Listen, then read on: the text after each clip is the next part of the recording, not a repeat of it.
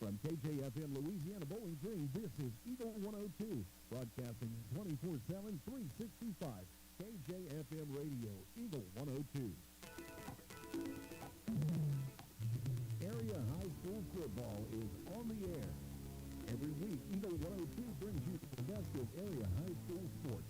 On air at 102.1, online at KJFMradio.com and on the KJFM Radio app. Now to the field for high school football on your area sports leader, KJFM Radio.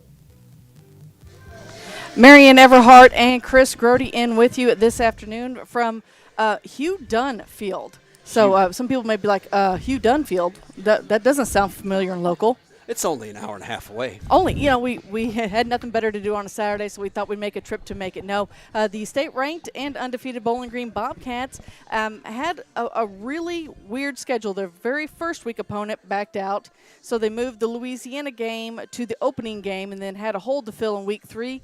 And St. Mary's Academy of Kansas decided to make the trip over and take on the Bobcats. And, Chris, it could be a very good matchup.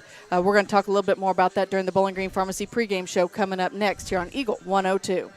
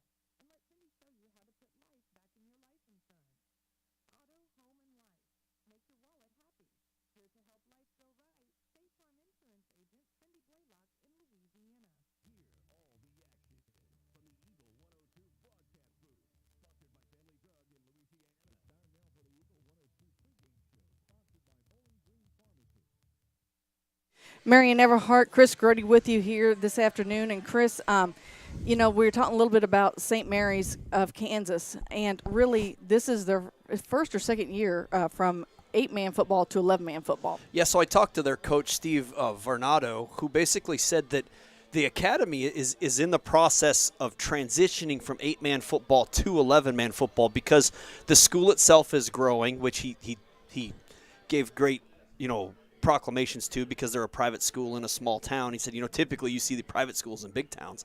He said, but the school is growing and their program is growing both. So they're kind of in the mix this year where they've played 2 11-man football games already. Bowling Green will be their third. And then they've played a couple of 8-man games also this year in attempt to kind of keep them where they need to be and move them into that 11-man football for next year. That the goal is for them next year, the year after, to be fully 11-man football. And so, why don't you take a moment to explain to people the difference between 8-man football and 11-man football? Well, there's 3 more people. Yeah, not for those who are mathematically challenged like myself. So basically, you run short on offensive and defensive linemen, and 8-man football games are more offensively minded, where they're extremely pass-heavy games and high scoring. It's typical to see 8-man football games in the 60s and 70 range scores. But really the difference is you're short on a couple offensive, defensive linemen, which typically leaves a playmaker position like a slot wide receiver or a split wide receiver or maybe like there's not a tight end in that game, but maybe a running back in the flat wide open. And those games are extremely explosive and extremely fast.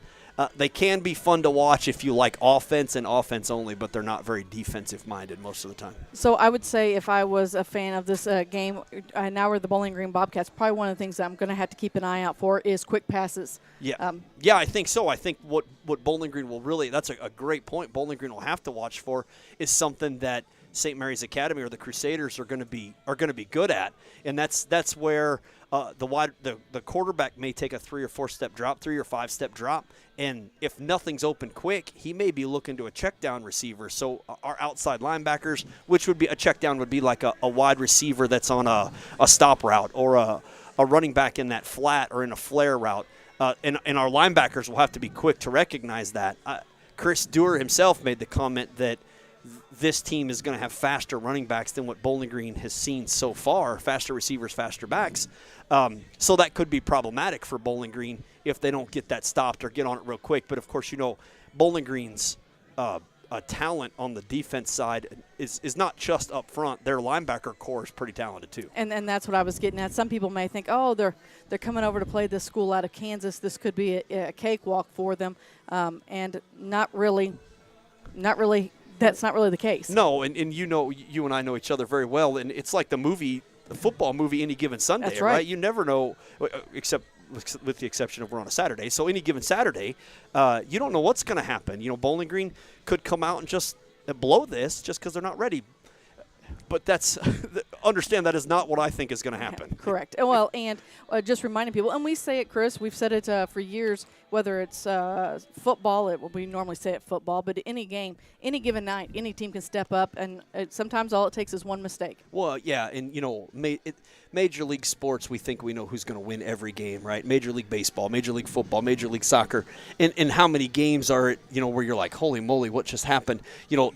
Thursday night, the world champion Rams lost to the very talented Buffalo Bills heavy-handedly. So you may have been thinking, well, the Super Bowl champs, they got this in the bag, and they did not have anything in the bag except their go-home dinner. That's right. Well, we're going to take another break here on the Bowling Green Pharmacy pregame show. While we do, we're going to get an update from Maddie Ingram as she is with down at the Ellsbury softball tournament. Here she is, Eagle 102 Sports' Maddie Ingram.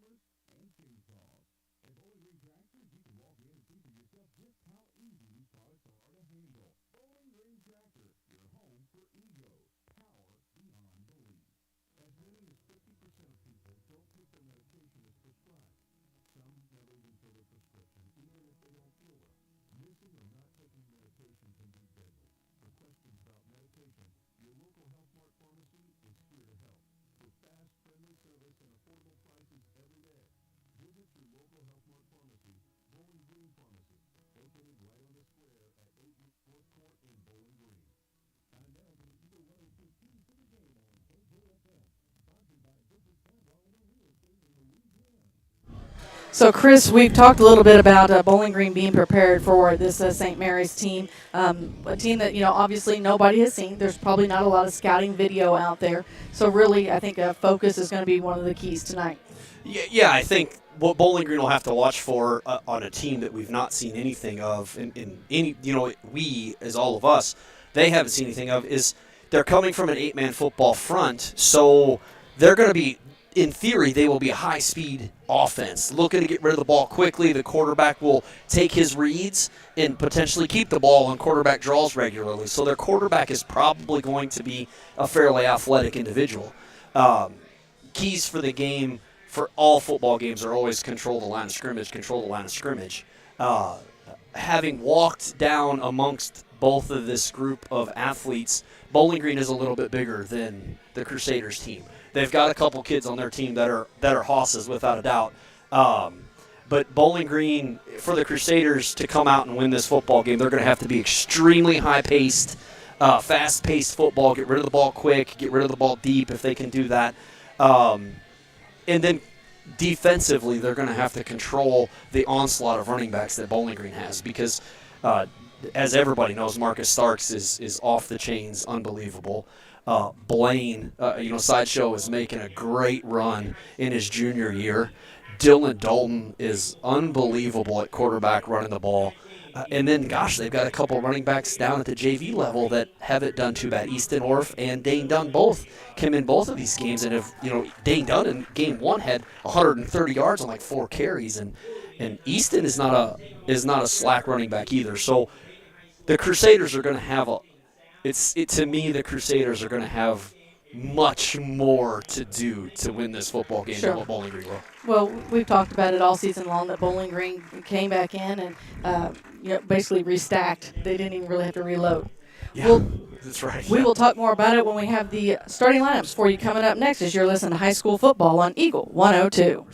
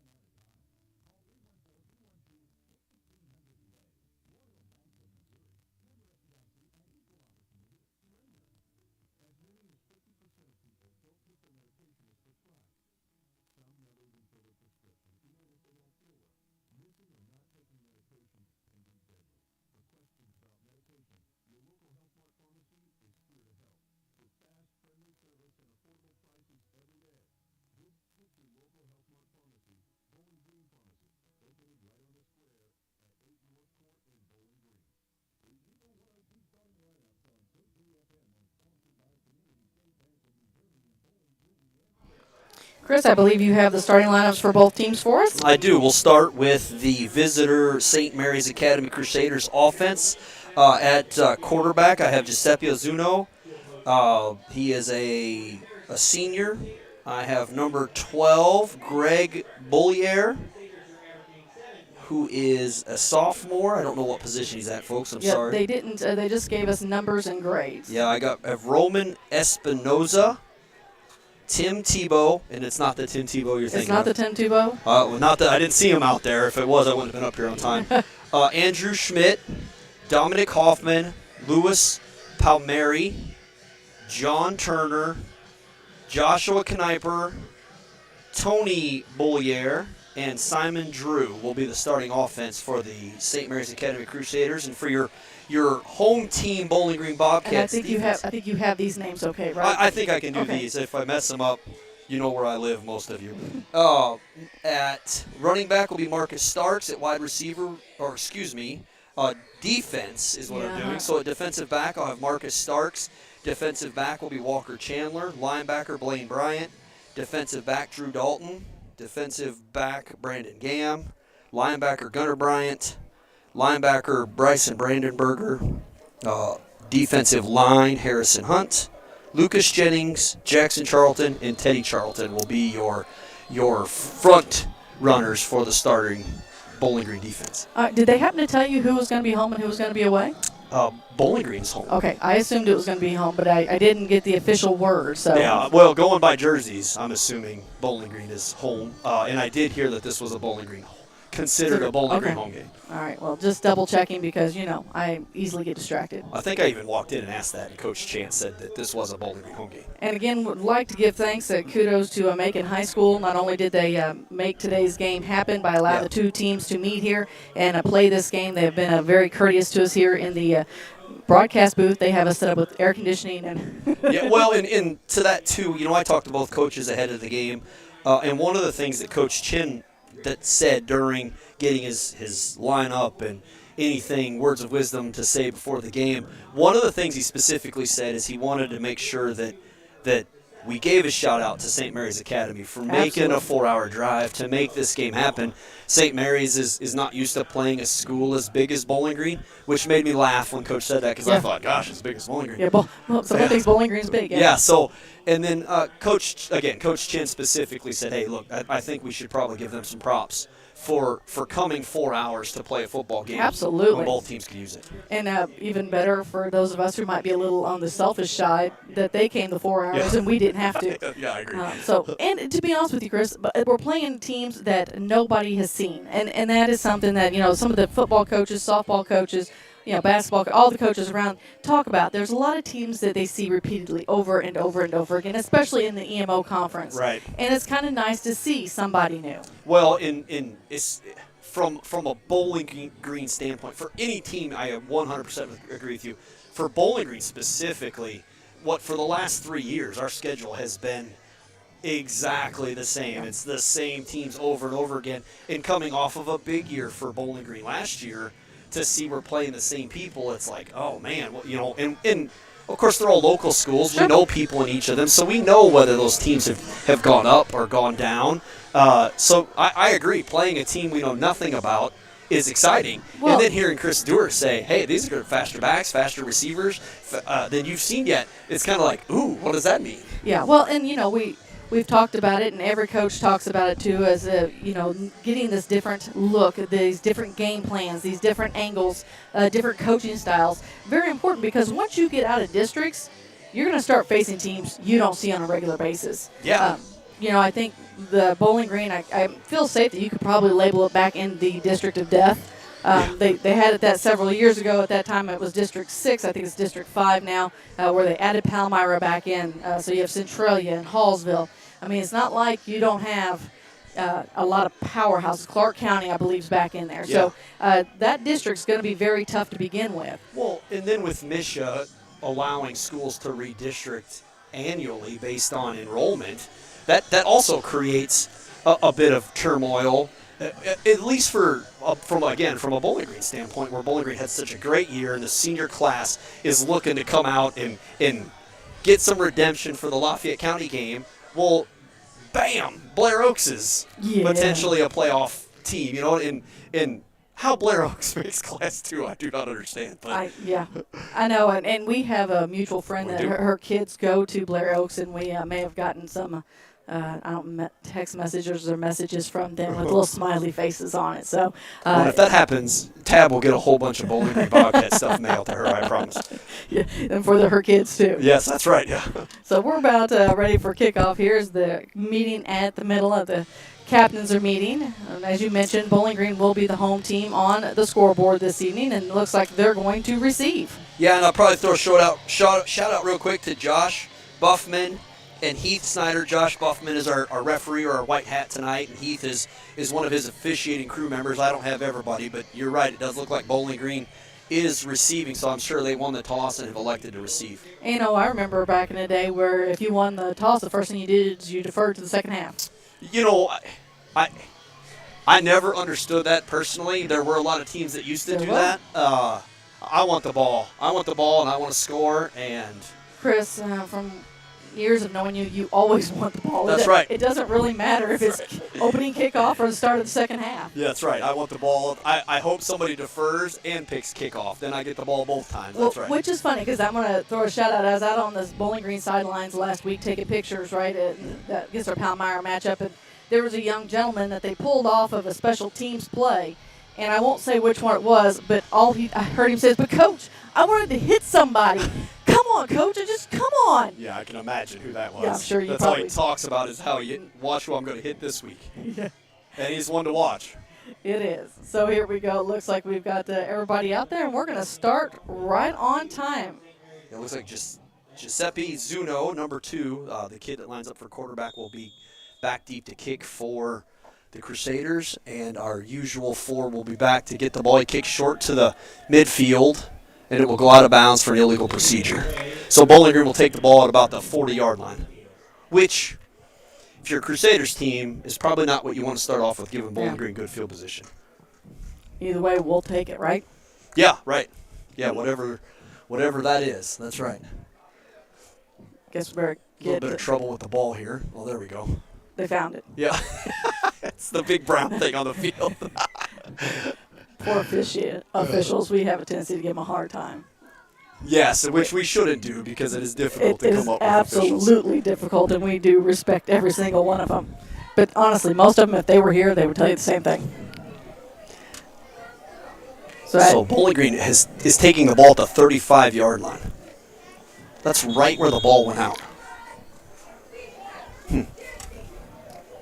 Food for thought there? Yeah, no. Bowling Green lines up in their traditional 2-back, gives the ball to Marcus, who's off to the right side, up the middle, and gone for 50, 70-yard touchdown right off the bat. First play of scrimmage.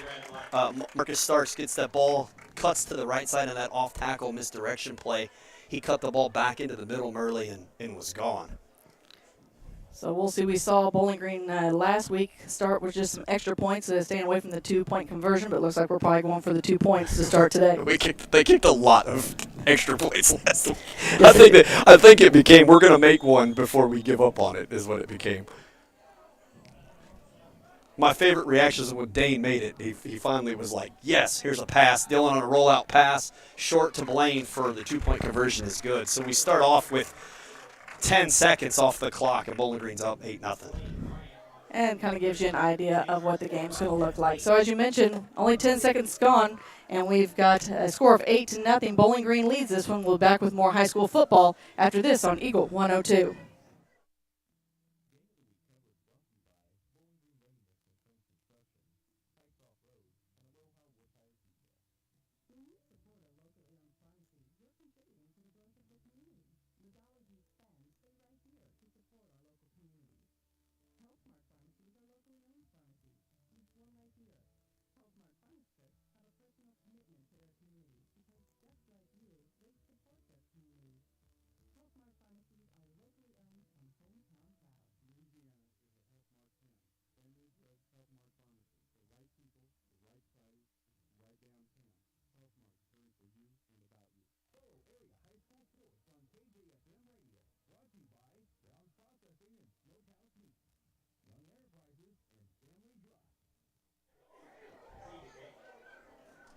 Marcus Starks kicks the ball off for Bowling Green, kicks it to Tony Bollier, who caught the ball right about face level at the 30-yard line and returned it for about 5 yards.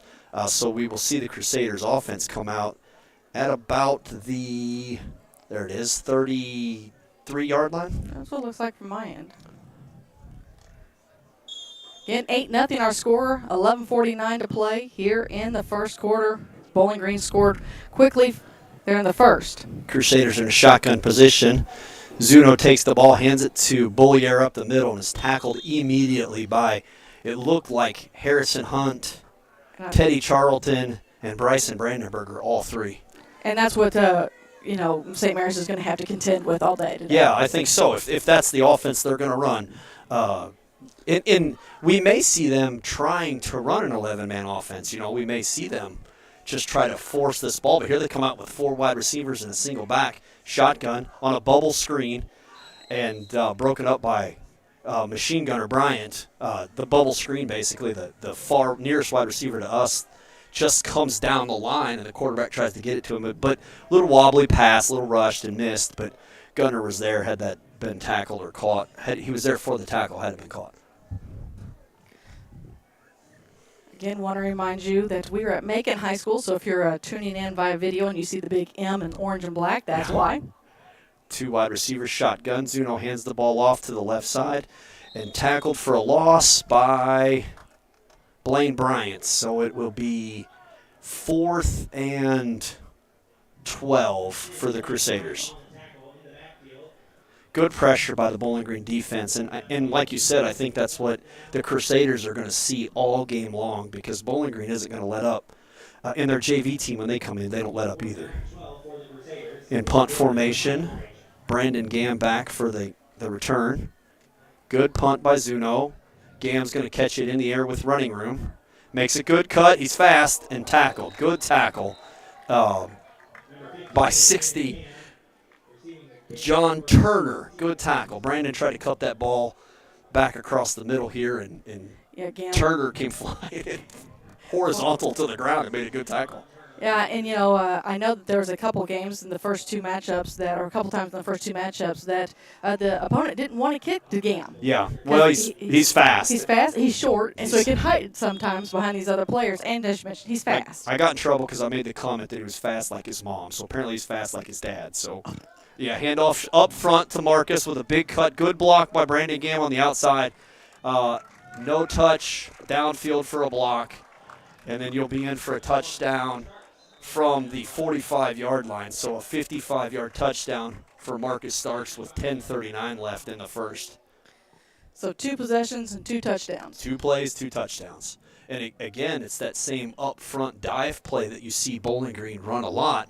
The offensive line here is controlling the defensive line handedly. That whole Murley, I think you could have got a touchdown on. Easy now. There was running involved. I'll give you 20 yards. How about that? Okay. 10? Might give me on the 5. And somebody still catch me before I hit the end zone. Rollout pass for the 2-point conversion is complete from Dylan Dalton to Drew Dalton, I think. No, Brandon Game. 16-0 is our score. 10:39 still to go here in the first quarter. We'll have more from Macon High School as you're listening to football on this Saturday here on Eagle 102.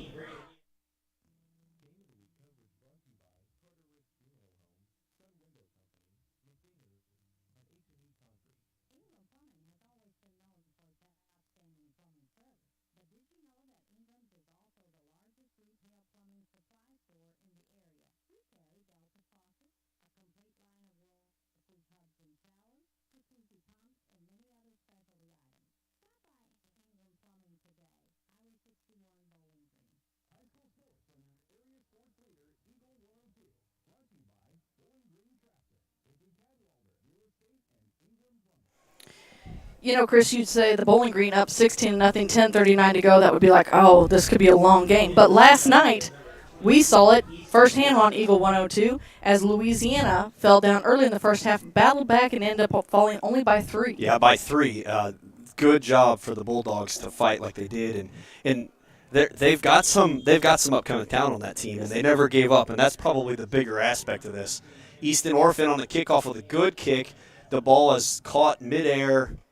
Good return for about 15 yards for the Crusaders. I couldn't see the number, 28 it looks like. Roman Espinoza for the Crusaders on the return.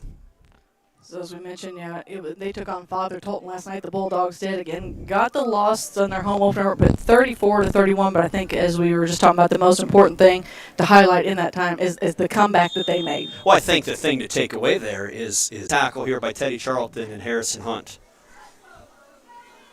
I don't know the numbers of these kids here. Tim Tebow was the ball carrier. on that play. His quarterback. Well, he carried the ball a lot in Florida. Yes, he did. Yes, he did. It's because he threw it with the wrong hand. Well, it happens. It does. So, again, we've got 10:05 to go here in the first quarter. 16-0. Bobcats leading the Crusaders right now here from Macon High School.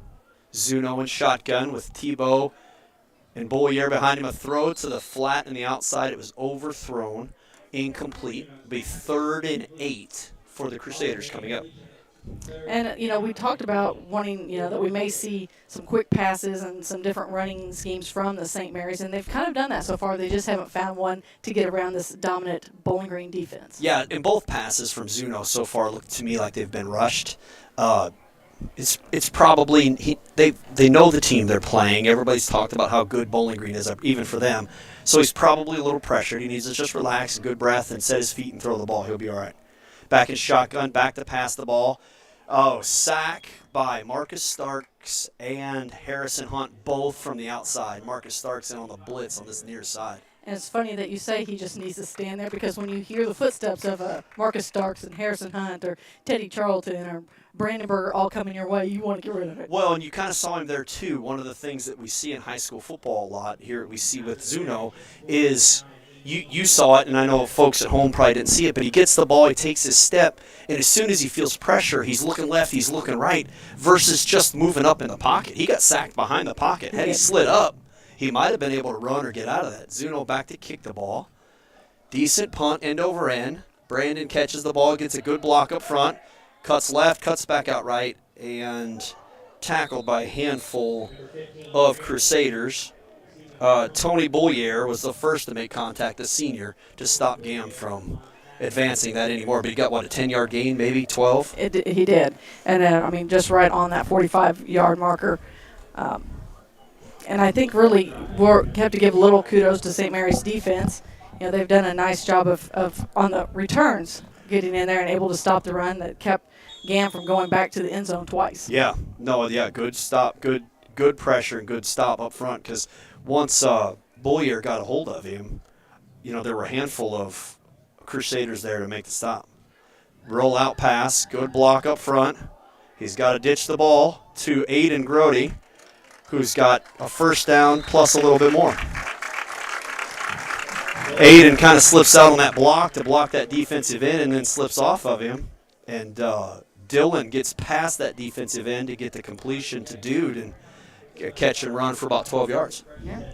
And if you're wondering why you haven't heard that name, he's an underclassman getting some varsity time. He's also a sophomore. He started one of the 2 starting tight ends for the offense, so he's done well. He started at tight end. Didn't start tight end last year, but learned tight end last year. And of course, he's 6'4", 230. That probably helps him a little bit, too. Does he get any talent from his dad? No, it's all from his mom. It's all from his mom. I got to tell the truth or somebody will call me out. Dylan on the fake with the rollout is under pressure, gets away. He's got bigger trouble.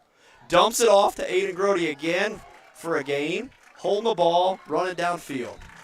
Good job, Dylan, to get away from trouble and find an open wide receiver. So that'll be for another gain of about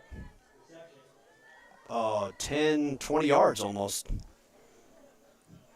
Yeah, but Dylan was under pressure right away, got away from the first defender, and then had 2 guys crashing down on him and still found Dude there for a big gain. So bravo to Dylan to get rid of the ball.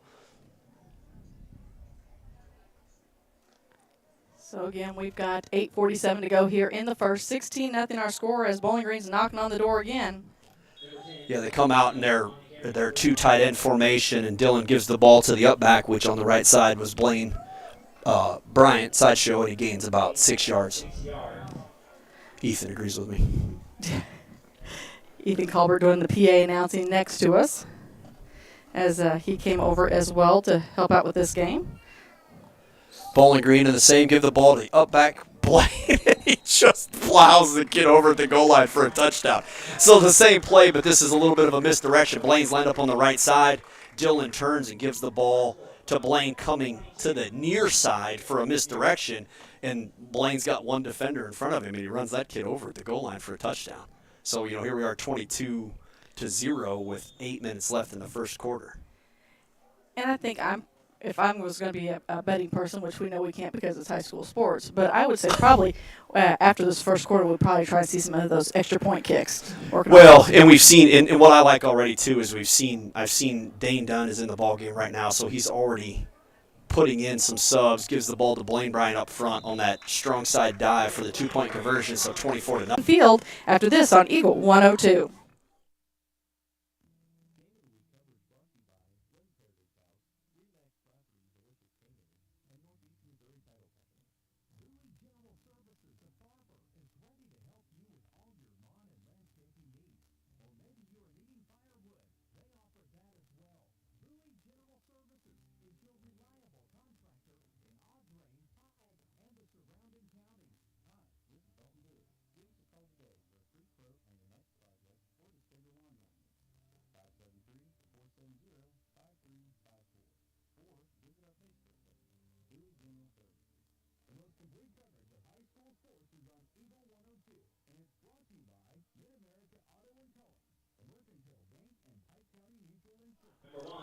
$24-0 is our score. 8:06 to go here in the first. Bobcats on top and ready to kick. We have a dual kicking game. Marcus is in the ball game to kick the ball again now. Kicks the ball deep back to the Crusaders' return man number 7, who cuts the ball outside and gains about 12, 15 yards.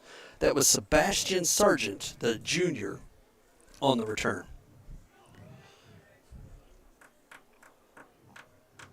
So we'll probably see the Crusaders come back out in shotgun formation because that's all I saw them warming up in.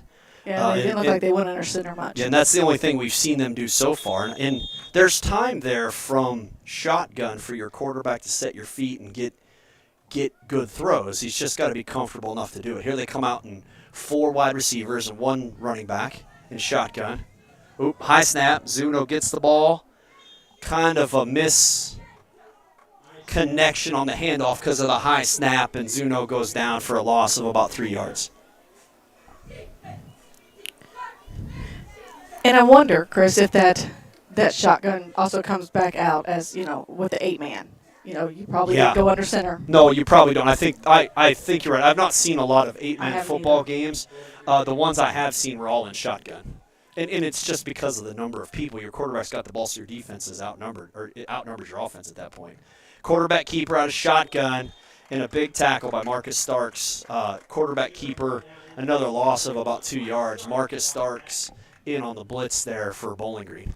7:14 still to go here in the first. 24-0 is our score. Bowling Green on top. I just realized there's not any visitors seating. I mean, they sit here on the same side, obviously. Well, maybe they want to be with the cool kids. Maybe. Or it could be that the sun's setting to the back and they didn't want to look into the sun. That's also. But we've done that. Mark Twain does that. Remember, while we sit in there, look at the sun the whole football game, at least the first half. 4 wide receivers for the Crusaders. Shotgun. Zuno takes the ball. The ball is knocked down by Blaine Bryant on the pass attempt, who we all know could probably jump through the goalpost if he wanted to. Yeah. So you're not going to throw the ball over Sideshow very easily. 4th down and about 20, it looks like. In the first quarter, there's 6:41 left. The Crusaders are in a huddle. I'm sure they're going to come out in punt formation. Yeah, B-Gam is back deep here for Bowling Green to return. Marcus Starks is a little short on the near side of the field. High snap. Gets it down. Good kick. He can kick the ball really well. So Brandon's going to get a good chance to hit the ball run. Oh, great cut. Good cut on Brandon. 1 man to beat here. Brandon's deep at the 20. Gets tackled by 2 guys here at the 20-yard line. Brandon. Like it's going to be the first penalty of the game against the Cats. Be what we used to call clipping, but is now called block in the back. Say that 3 times real fast. I can't. I can barely get out the first time. That's why I said clipping, and you know this personally, that I can't ever get it right. Looks like we've got a timeout. We'll take one as well. 6:32 to go here in the first quarter. Bowling Green leads it 24-0. You're listening to high school football on Eagle 102.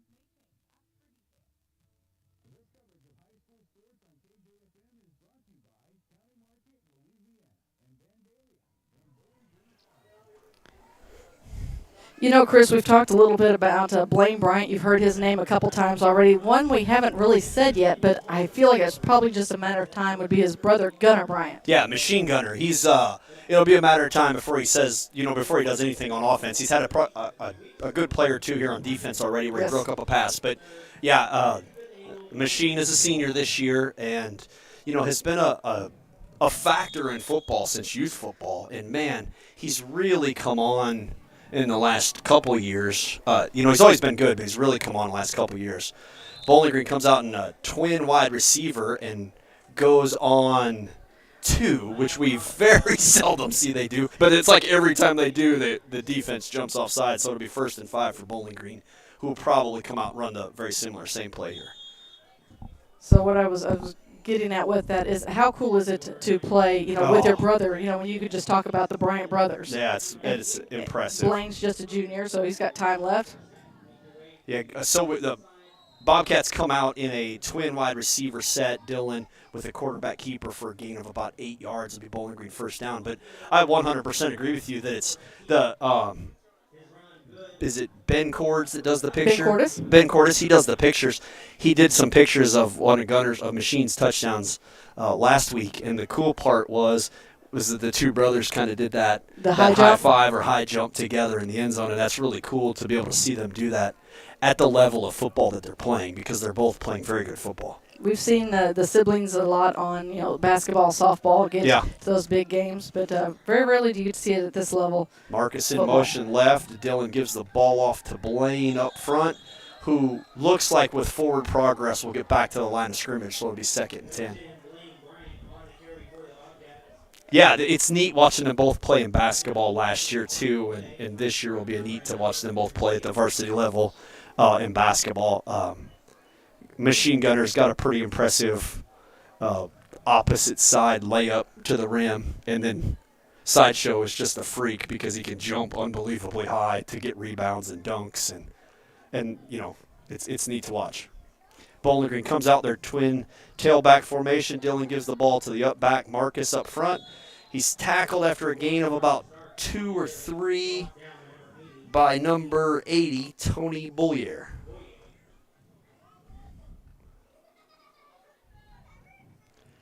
Bowling Green kind of slowing the pace of the game down here a little bit, running the ball on these dives.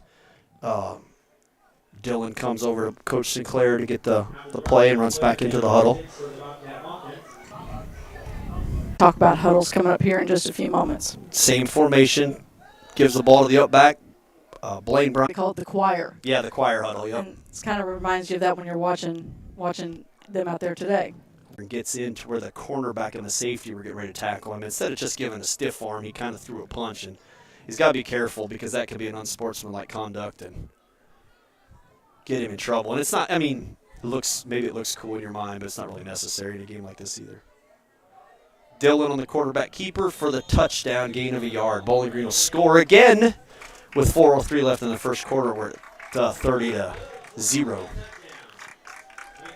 See what they're going to do here for a 2-point conversion. Just looking to see who all they were bringing out. If you look at numbers too, Merle, Bowling Green practically doubles St. Mary's Academy in size of football players.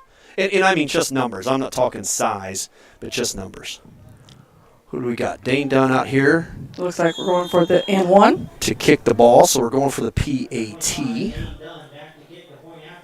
It's the snap. Hold is good. Oh! Boinks it off the ball. So that'll be no good. 30-0. All right. We've still got a few minutes left. 4:03 to go in the first. We'll be back with more high school football here on Eagle 102.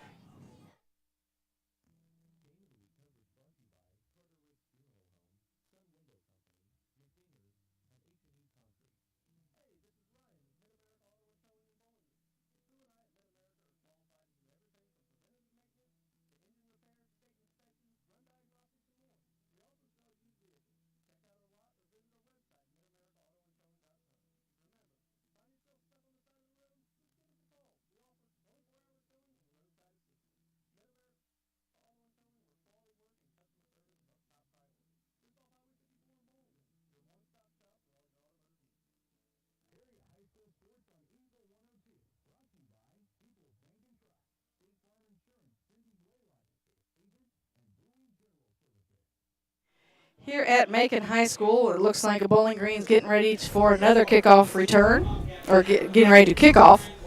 Marcus is back in to kick this kickoff again. So we've had Easton kick the ball, Marcus kick the ball, and Dane Dunn kick the ball. Marcus comes up to kick. Good kick, spirals kicks it, which is odd, to the 20-yard line. Sargent picks the ball up and gets about 9 yards on the return. I thought maybe that was just a nickname, Sergeant, that they told you about, and then I heard, no, they say, no, that's your name. Some numbers I can remember names with once I get started, but some I just make up too. So if I make your kid's name up, I'm sorry. 3:55 to go here in the first quarter. 30-0 is our score. Bobcats leading St. Mary's Crusaders. Crusaders come out again, 2 wide receivers, 1 on each side, shotgun formation, 2 running backs. Face up front, hands the ball off to the back, and is tackled by Jackson Charlton after a loss of about 4. And looks like we're going to take an injury timeout here. They do have one while they check on him. We'll step aside as well. 3:42 to go here in the first. Bobcats lead the Crusaders 30-0. You're listening to High School Football on Eagle 102.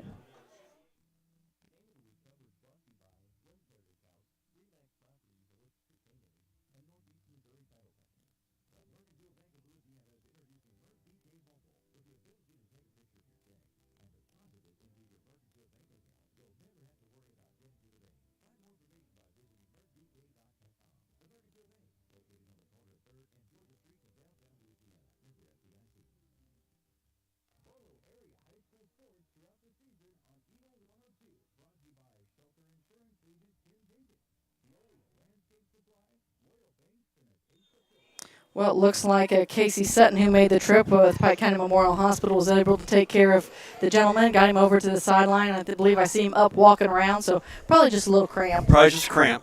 Shotgun formation, 2 wide receivers, take the ball, pitch to the far right side on a sweep.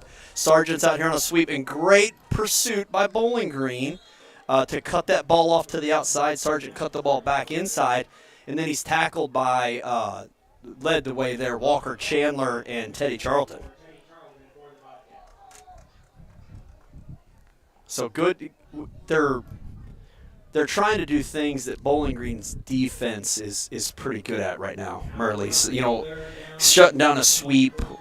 So we've not quite seen that fast-paced offense like we thought we would see. Exactly. Throwing the ball to the short routes and throwing slants and things like that. Of course, Drew Dalton and Brandon Gammer out here at DBs, and I don't know that I'd want to throw against them either. Anyways, shotgun formation, 2 running backs, pitch left to Sargent. Cuts outside. There's Machine, makes a great move to get off the block and makes a tackle for another loss. So Gunner Bryant on the tackle there for a loss of about 2. Looks like it'll be 4th and 17. So we're down to 2:30 to go here in the quarter. Again, Bowling Green up 30-0. We talked a little bit about. Wait, I didn't talk about points, but I looked them up before we started. That's yours. That's yours. Go ahead. Let's look them up before we started. Bowling Green has got 139 points for them, and the Crusaders have got 14 points for them so far. Zuno on the punt, the ball bounces off of a Bowling Green helmet and takes a heck of a roll to the 36-yard line. I tell you what, that's probably the deepest Bowling Green has started, except for, I guess the opening kick. Yeah. They got 35. Yep. Yeah, so they'll take over here at the 36-yard line, and the offense kind of sauntering onto the field. Is that a right word, saunter? We'll use it, sure. Thank you. I could have used, Mosey. We all know what Mosey is. I'm definitely familiar with Mosey. I got a hitch in my giddy-up when I Mosey. We don't sound old at all, Chris. I'm not old. What are you talking You're about? old. Whatever. Bowling Green in the huddle. Dylan gets the play from Coach Sinclair, goes out to give his Bobcats the play. We come out with 2 wide receivers, Drew Dalton and Brandon Gamm on the near side. Gives the ball up front to Marcus Starks, and the initial contact was Tony Boulier, number 80. to kind of stop his momentum, and then finished off by a couple Crusaders on a good defensive play after a gain of 4 or 5.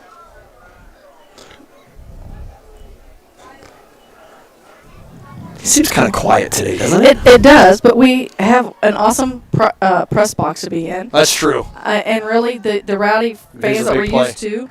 Good fake play by Dylan to fake the ball. Gosh, fakes the ball on the outside, gives the ball on the inside to Marcus. And then Marcus gains 35, 40 yards here and is in the middle of the field as tackled, but does this weird spin flippy thing to not go down and gain another couple yards.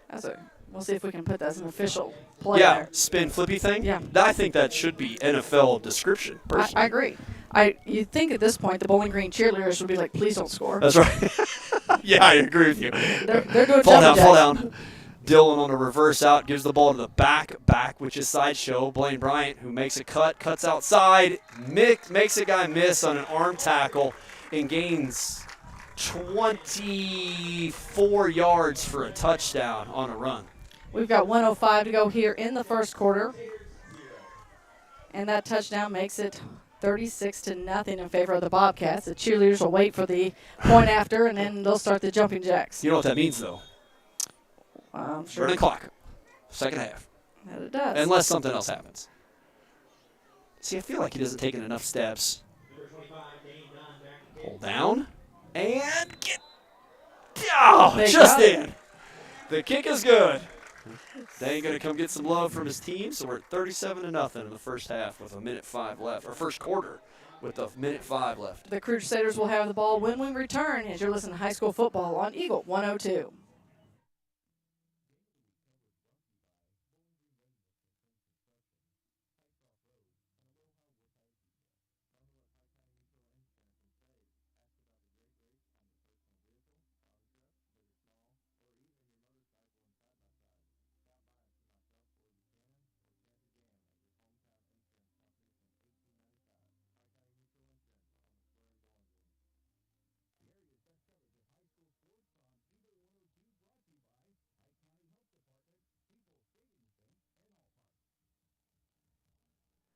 As we mentioned, still 1:05 to go here in the first quarter. Cats have the lead, 37-0 over the Crusaders. And who we have kicking this time? Is it Marcus again? Nope, Easton Orff. I tell you what I like, Coach Nunn here for Bowling Green is taking his offensive line guys and he's talking to them after about every drive and saying, hey, this is something we may not see every week, so stay focused. Good kick by Easton. Sargent gets the ball and then is run down and tackled by Blaine Bryant after a gain of about 3. So the Crusaders offense will come out. See if they can find a way around this Bobcat defense with a minute left to go here in the first. Jace Eskew in on that tackle for Bowling Green. He's a sophomore underclassman, backup quarterback. We've seen him both games early this season. Yes, he's had a couple great tackles. Bowling Green comes out in their traditional 3-4 defense. Good time for Coach to maybe make some changes, get some other kids in too if they really want. Gunner on the blitz. Good pickup, but still a loss of about a yard on the handoff. He wasn't going anywhere. He was met by quite a pack. Yeah, it looks like Bryson Brandenburger in on that tackle along with Gunner and Jackson Charlton. You know what I meant. I know what you meant. Thank you. Don't worry. I mean, the people listening may not know. Yeah, I have no idea probably what I'm talking about at all. Crusaders come out in double wide receivers, one top, one left, 2 running backs, shotgun formation. Waiting for the snap. Zuno gives the ball up front to Bollier, who gains about 4 yards, is tackled by Bryson Brandenburger again. So got some positive yards on that one. Yeah, I mean they can move the ball a little bit if they find what works and they stick to it. Of course, football is a game of adjustments, and it's going to require them to make a change. But that's the end of the first quarter for us, Merle. End of the first quarter. We're headed to the second. We'll be back with more high school football action from Hugh Dunn Field in Macon right here on Eagle 102.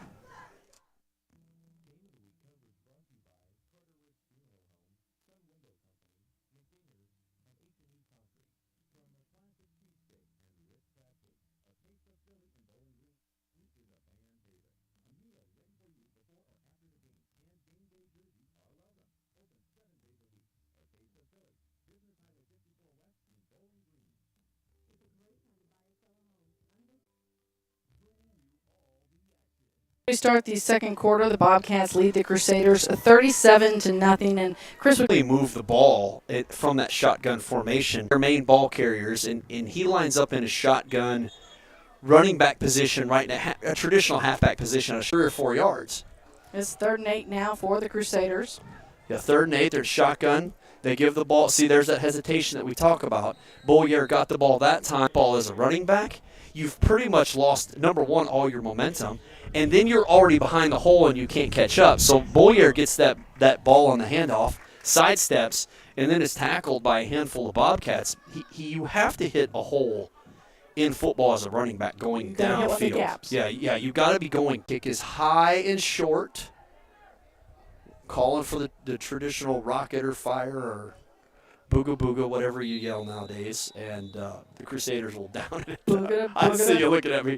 The Crusaders will down it at the 41-yard line. Bowling Green all on the run at a low-level quarterback position. And I'm not bashing Dylan Dalton in any way, but typically accuracy comes from foot placement, right? The way you throw the ball is how you set your feet, how your arm follows your foot over your body. It's very difficult to do that on the run, and the reason that you see so many college quarterbacks do it and so many pros do it is because they throw the ball so many more times.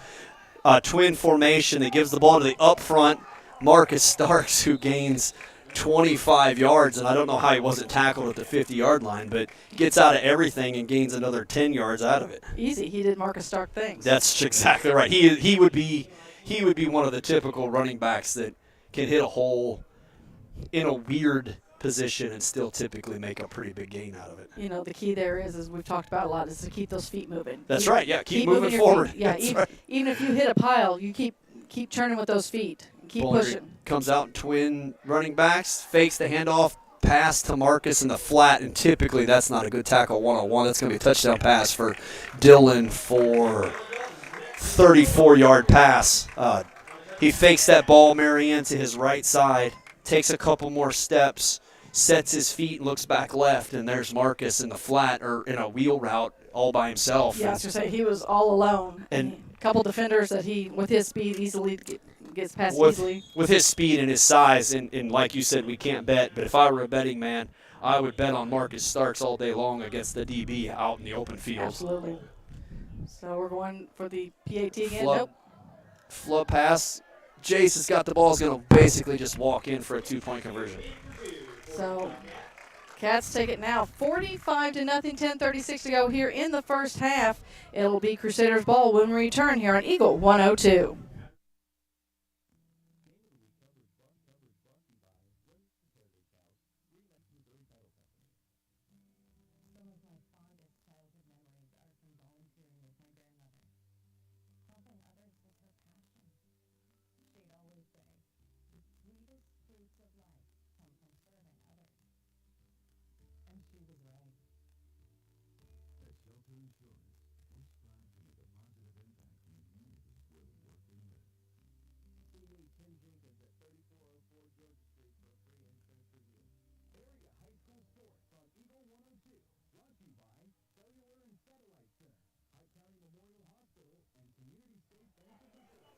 I don't want to give anything away, but I'm pretty sure Jack's chin just went down and gave head coach Joe Chin the next play to run. Oh, did he really? I don't know if he did or not. He was down there talking to his dad, so I figured he had some type of secretive code or secret play that he wants to run. I would say that kid's future is destined at this point to coach somewhere. Easton on the kick, a good kick, picked up at the 10-yard line. I can't see by who. Cuts the ball back to the near side and is tackled by 2 Bobcats at about the 20-yard line. Did you see who it is? 20 who? 25, I believe. Oh, Espinoza. Who? Espinoza. 28, maybe? 28. Yes, Roman Espinoza. Zach Gibson in on that tackle. Gibby out there doing Gibby things. So we might tell people, just because of all these nicknames, these gentlemen that you're giving these nicknames to, you coached in youth football. Yeah, one time or another. Yeah, one time or another.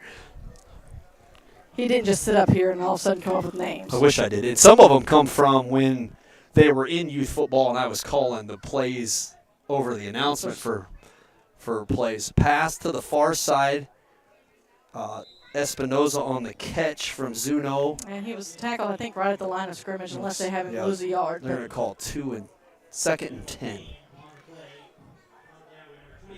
Yeah, some of these nicknames started when very long time ago. Yeah, when I was doing youth football and doing the PA announcing on Saturdays for those kids, or I was calling Teddy Charlton Teddy Bear and things like that. I'm sure he appreciated that.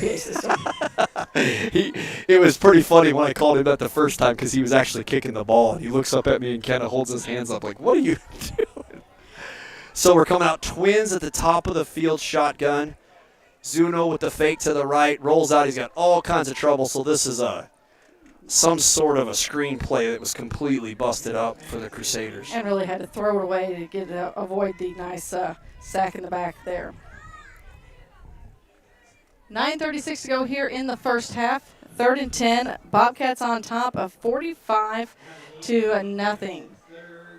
We've got halftime for you coming up here in just a few moments. Also want to remind you that we're keeping things up to date score-wise, I think, on the Ellsbury softball tournament that's going on at Clopton. And Louisiana, if I remember correctly from hearing Maddie Ingram's report, is playing for the championship game still this evening. We'll find a full recap of scores for you on the scoreboard page at KJFMradio.com. Crusaders come back out of shotgun. Pass back to throw, picked off by Marcus. Looked like a one-handed catch, and it will be Bowling Green's ball. Marcus was tackled out of bounds once he got control of the ball, or at least pressed out of bounds, and Bowling Green will take over at the 22-yard line maybe? No, the 17-yard line. Oh, even closer. I tell you what, that's his first pick of the night. Kind of surprised we haven't heard that already this evening. Well, we haven't seen any balls really thrown down field until that one. I felt like that first pass Machine Gunner could have probably picked off had he been looking up, but he was looking to make the tackle. Bowling Green comes out in twin wide receivers on the near side. Dylan fakes to the middle, dumps the ball off on a pass to Marcus, who makes 1-2 guys miss and is in for a touchdown, a 17-yard touchdown pass from Dylan to Marcus Starks. So another TD for the Cats, bringing it to 51-0, 9:22 to go here in the first half. And for the Crusaders fans that are listening, if they got our broadcast, for the fans watching the field, the problem that really they're looking into in the second half is number one, a running clock. It just runs, and time goes away so quick. But number two, Bowling Green's JV is pretty good. And that extra point is good. Went straight through the uprights. They ain't done getting the 52-0 is our score. Getting the leg down. The Crusaders will have the ball when we return here to Hugh Dunn Field in Macon on Eagle 102.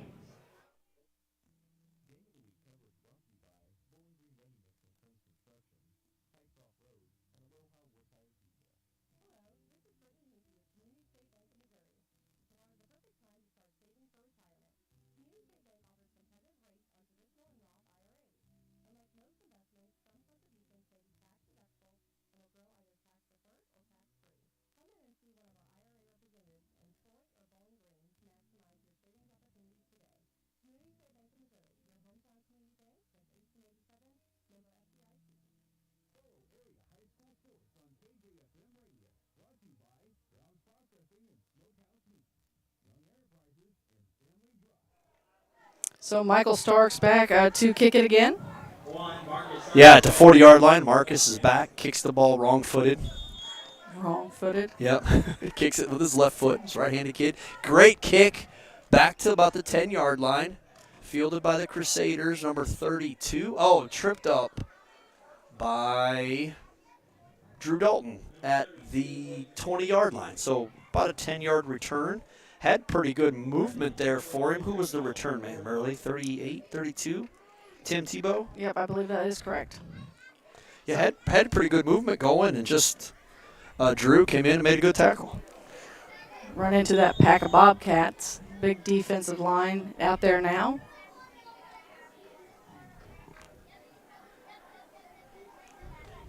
Offense back out.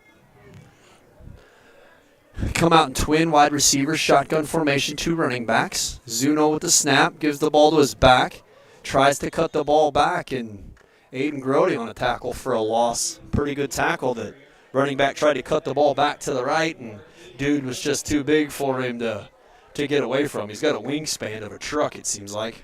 I'll agree with that. Standing next to him a couple times down the sidelines.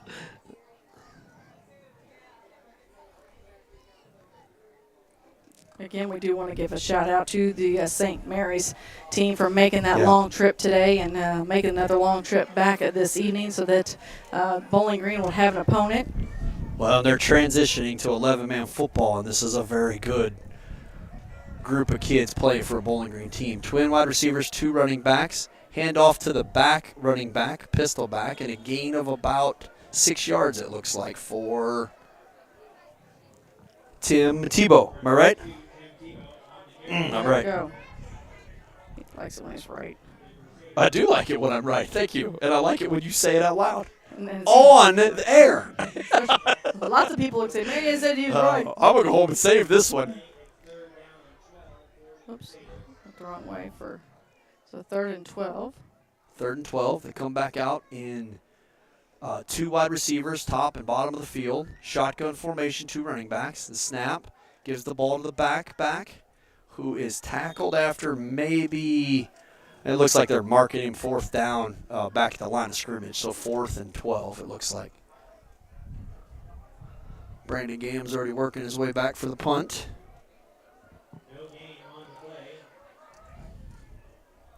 As you mentioned, 4th down. I don't know if the play clock is going or where it's at. Yeah, there it is. It's running. Yes. They do take a little bit longer in the huddle than of offensive plays that they know they're going to run. The Crusaders are back in punt formation. Zuno with the kick. The kick is up. Brandon's going to be able to field this ball. Oh, no, he's going to let it go.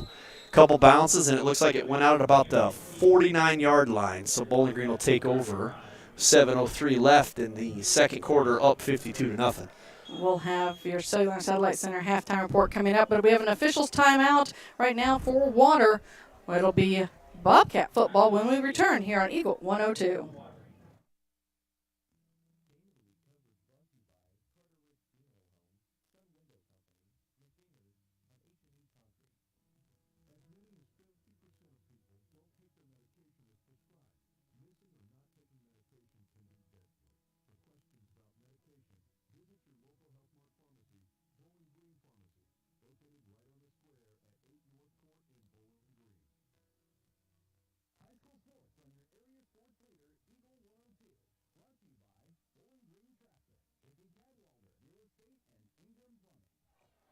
Marion Everhart, Chris Grody in with you on this Saturday. Saturday football, or I think Mark was calling it bonus football. I like that. I thought that was pretty good myself. Yeah, bonus football. Of course, got this. We've got more high school sports action for you coming up all this next week as well. Stay tuned to Eagle 102, KJFMradio.com. And if you haven't downloaded that KJFM Radio app yet, you might want to do that. That's your phone's new best friend. It does work well, and I know I say that as I sit here broadcasting for KJFM, but it really does. When I took my promotion at my work job in Kirksville, I listened to the app quite a bit up there in Kirksville, and it was nice to have hometown information. Bowling Green comes out, twin wide receiver, shotgun formation, fake the ball on handoff. Dylan looking to throw the ball deep. And Marcus with the catch and the score over the DB. So it's going to be a 51-yard touchdown pass from Dylan to Marcus, who went up and got that ball over the defensive back. I don't think we could say that was shocking in any way, though. Marcus does a nice job of getting air under his feet as well. Yeah. And has for several years. Yep. He's a high jump guy in track. We didn't see him playing basketball this year, which is unfortunate. Last year, which was unfortunate. Hopefully he'll play this year. But, yeah, he was up pretty high, belly button to helmet high over that DB. That was a good jump. Good pass to get the ball up to let his playmaker go make it, and Dane Dunn in on the pass kick attempt. Kick is up. Kick is good. 2 in a row. So Dane Dunn. That makes it 59-0 with 6:54 to go. We've got the Crusaders with the ball when we return here on Eagle 102.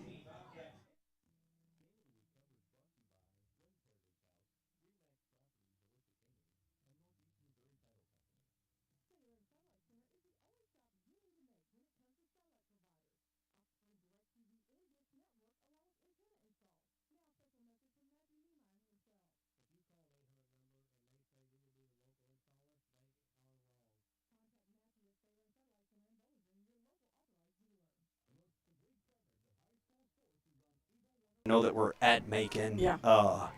At their home, but they are Division II also. They are, according to Max Preps, ranked 7th, where Bowling Green is ranked 5th. So there's probably some vested interest here for the Macon folks watching Bowling Green play, because they may see Bowling Green. Marcus with the kick, a good kick to the end zone. That'll be a touchback in high school without question. So. And when you say ranked, you're talking about Max Preps rankings. I am, yes, yeah, which is different than the state rankings, right, yeah. where Bowling Green Bobcats are ranked 8th. I'll be anxious to see if they move up any this week. Of course, the new rankings are released every Tuesday. You can find those on our website and, of course, on the app and online at kjfmradio.com, usually midday to late afternoon. Max Preps, they're ranked 7th. Macon is ranked 7th in Division II ball. And I think Max Preps had Bowling Green at 5th in Division II. Under, the number 1 Blair Oaks division. I think Shotgun formation for the Crusaders to give the ball to the up back. Met immediately at the line by Bryson Brandenberger on a good Oklahoma drill tackle, maybe a gain of 1 by Bollier for the Crusaders. I think on the state rankings, Lamar is still ranked 1. Oh, I think you're right. You are correct. I think it does show Lamar as number 1. You're right. So there are some interesting teams that Bowling Green could face once they get done with the regular season, and if they have the opportunity to get out of districts once again this year. Well, and the problem with some of that is some of those teams, if you don't have somebody to test yourself throughout the season, then you get there and get hit in the mouth, your plan goes to nothing. Shotgun formation, twin wide receivers, hand off to the deep back, missed tackle. He's still running. The ball's out. Wow, I don't know what happened. The ball was like... Yeah, we saw it flying. Yeah, the ball... I was going to say the ball was out, but... yeah, it went right out of bounds. Yeah, it went right out of bounds. Tebow dropped the ball and somehow caught it himself, and after a gain of about 4 yards, it looked like Jace Eskew had him on that outside of the tackle, but somehow he got around that, and then, like I said, the ball just popped out, and Tebow caught it, and 3rd and about 8, Murley. He said 7. I think it's 8. Okay. Well, either way, I had it at 6. So. Oh, gosh. 1, 2, 3. No, it is 7. I'll have to give that to Ethan. He's right. Oh, don't say that. Okay, I won't. Shotgun formation, wide receiver, timeout, Crusaders. So with that timeout, we have 5:27 to go in half. As we mentioned, Bowling Green leads the Crusaders 59-0. You're listening to high school football on Eagle 102.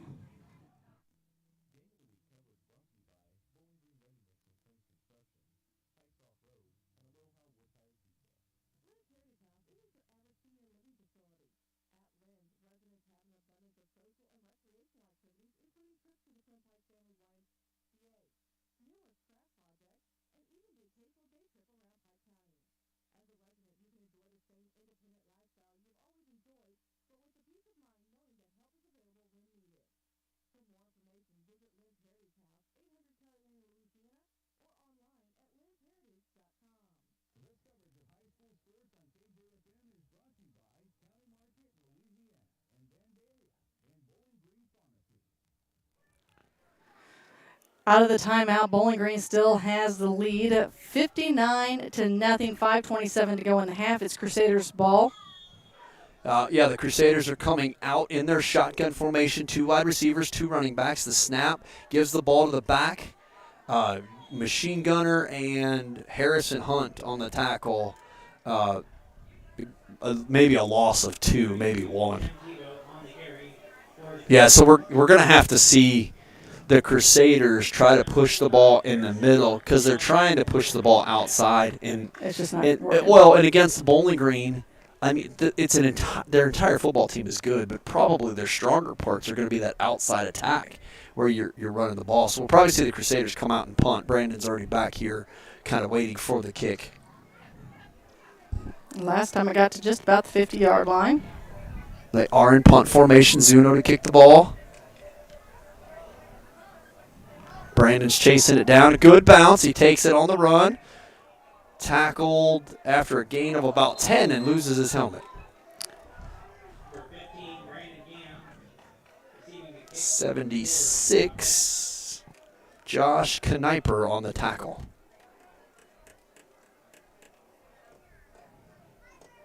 This is a Catholic school out of Kansas.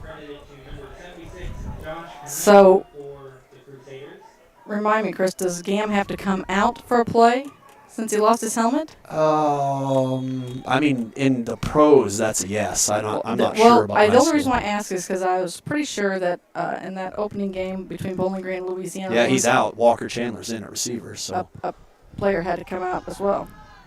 Oh, good tackle by Bollier. So Bowling Green gives that ball to Bryant on the top side of the field on an off tackle, and Bollier come in from his linebacker position and made a pretty good tackle on Sideshow, who typically can make the first guy miss. Couldn't in that case. Got about a yard. Makes it 2nd and 10 or 2nd and 9. Brandon is still down here, so they're just going to kind of run with Walker Chandler. Oh, they're going to say, nope, this is going to stay 2nd and 10. Yeah, that probably should be forward progress. Bowling Green comes out, pro set, gives the ball to the up back, Bryson Brandenberger, who might be going for a touchdown.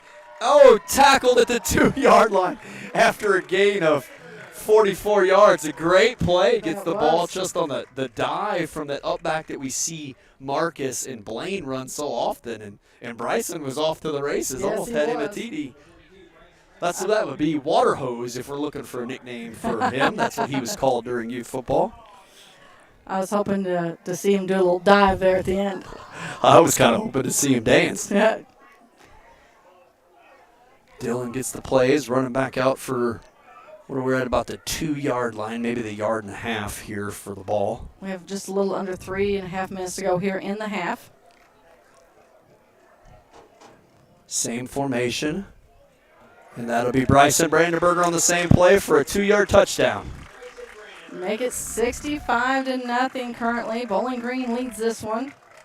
Got to throw the offensive line some props there probably, because Ethan will probably harass me if I don't. But the tight end on the near side of the field here crashes down. Oh, I think that was Machine Gunner, and seals that in. And I mean, Waterhose walked in untouched for a touchdown. I mean, granted, it was only 1.5 yards, 2 yards, but still.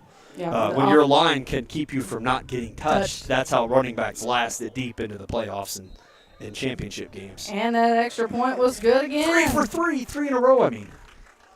And that makes it 66-0. Bowling Green leads the Crusaders here from Macon High School as we continue with high school football on Eagle 102.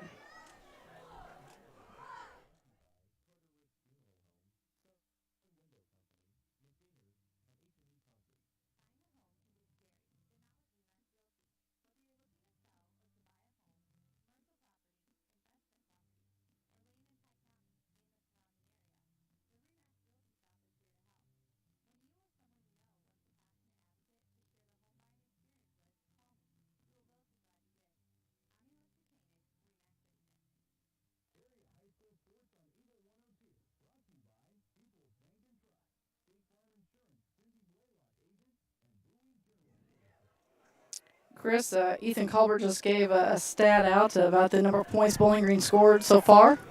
Was it 200? Yeah, so you figure we do some radio math. Never mind. I thought he was paying attention. Instead, he was looking. He was looking at the setup here. I was looking at this beautiful field. Good kick, a good couple cutbacks. 28, who is Roman Espinoza, did a good job of making several Bobcats miss on the tackle there. He gained about 10 yards, but a lot of dancing for not a ton of yards. So Bowling Green's total points so far this season, right now, with 3:07 left in the second quarter, is 205. There you go. So 3:07 to go here in the half. Bobcats up 66-0. This Hugh Dunn field is beautiful. Yeah, and the baseball field right behind us is just as pretty. I mean, this is a great setup.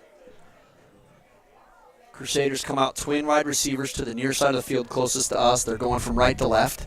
Shotgun formation, pitch out to the right. I keep waiting to see a halfback pass. I can't see who that is. Machine Gunner on the tackle for a loss. And Tim Tebow on the run for the Crusaders and didn't gain too many yards, or lost about 6 yards, 7 yards. You know, we talk about players. Bowling Green's got an offensive lineman that comes back next week. Ryan Bowen, I think, comes back. Oh, really? He was their center last year. He's coming back next week, I think somebody said, to the team. So the team just solidifies even more. Not that they've got a problem in center. They don't. But shotgun formation. Zuno waiting for the snap. Hands the ball to the back, deep back. Harrison on the stop initially, and then a handful of Bobcats on the final tackle. Really right there what you get if you mention Bowen coming back is just it's another senior leader on the team with a lot of experience. Yeah, a lot of. You can give Teddy Charlton a little bit of a rest. He's been playing center for the last 3 games. You can run him in and out. There's so many different things you can do with that when you add someone else who can play center and has played center. Well, if Ryan comes back next week and replaces Teddy at center, there's no reason that Teddy can't continue to play defensive ball like he's been playing. Oh, I'm sure. And now all of a sudden you've got 2 solid seniors on offense and defense that aren't going to wear down as quick, and that's a huge benefit for the entire team. Handoff up the middle to Tebow. Looks like another loss of about a yard or so, tackled by Bryson Brandenburger. Water hose with a good stop. And that'll bring up 4th down. Play it's 4th down and 16 for the Crusaders with just over a minute to play here in the So we do have about a minute 13 to play here in the half. I'm sure we'll see a punt formation here. My seat for this side of the field sucks, just for the record. Marianne. You're fine. Zuno back. We're waiting for the snap, and we're going to get a timeout. Crusaders on 4th and 14. All right, we'll take a quick timeout as well. 66-0 with 53 ticks to go here in the half as you're listening to high school football on Eagle 102.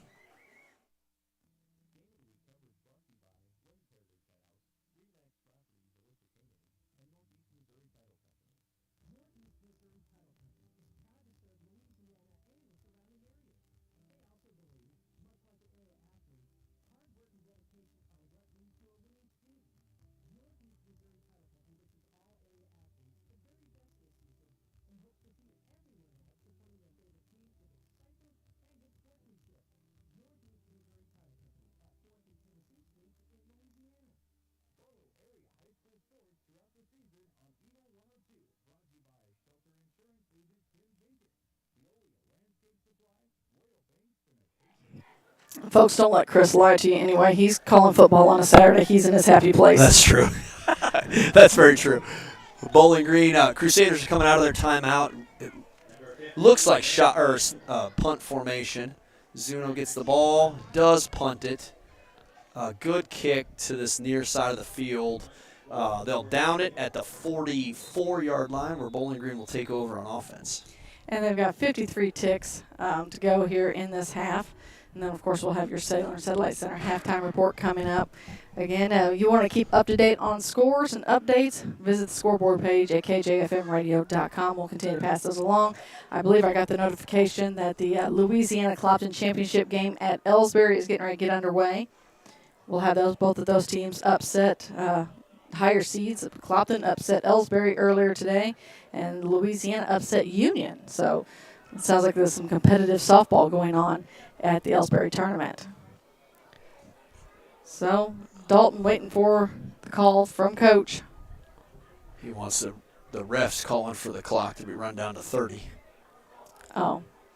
I guess maybe the clock didn't run enough during the kickoff. Oh, I see. Or during the punt, excuse me.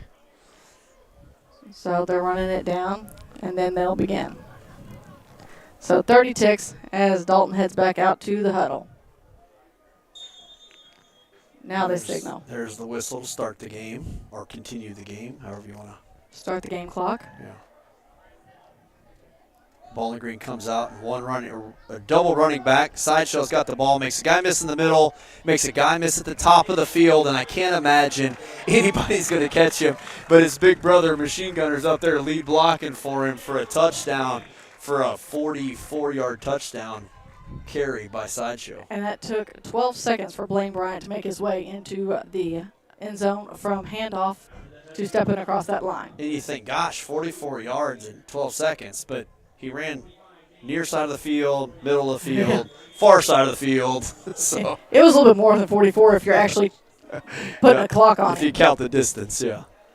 So in for the extra point. Jace Eskew holding, Dane Dunn kicking. The hold is down. Oh, And no it just good. misses. I need to not watch because when I watch, he misses. When I don't watch, he makes it. Kind of hard for you to call the game if you're not watching, huh?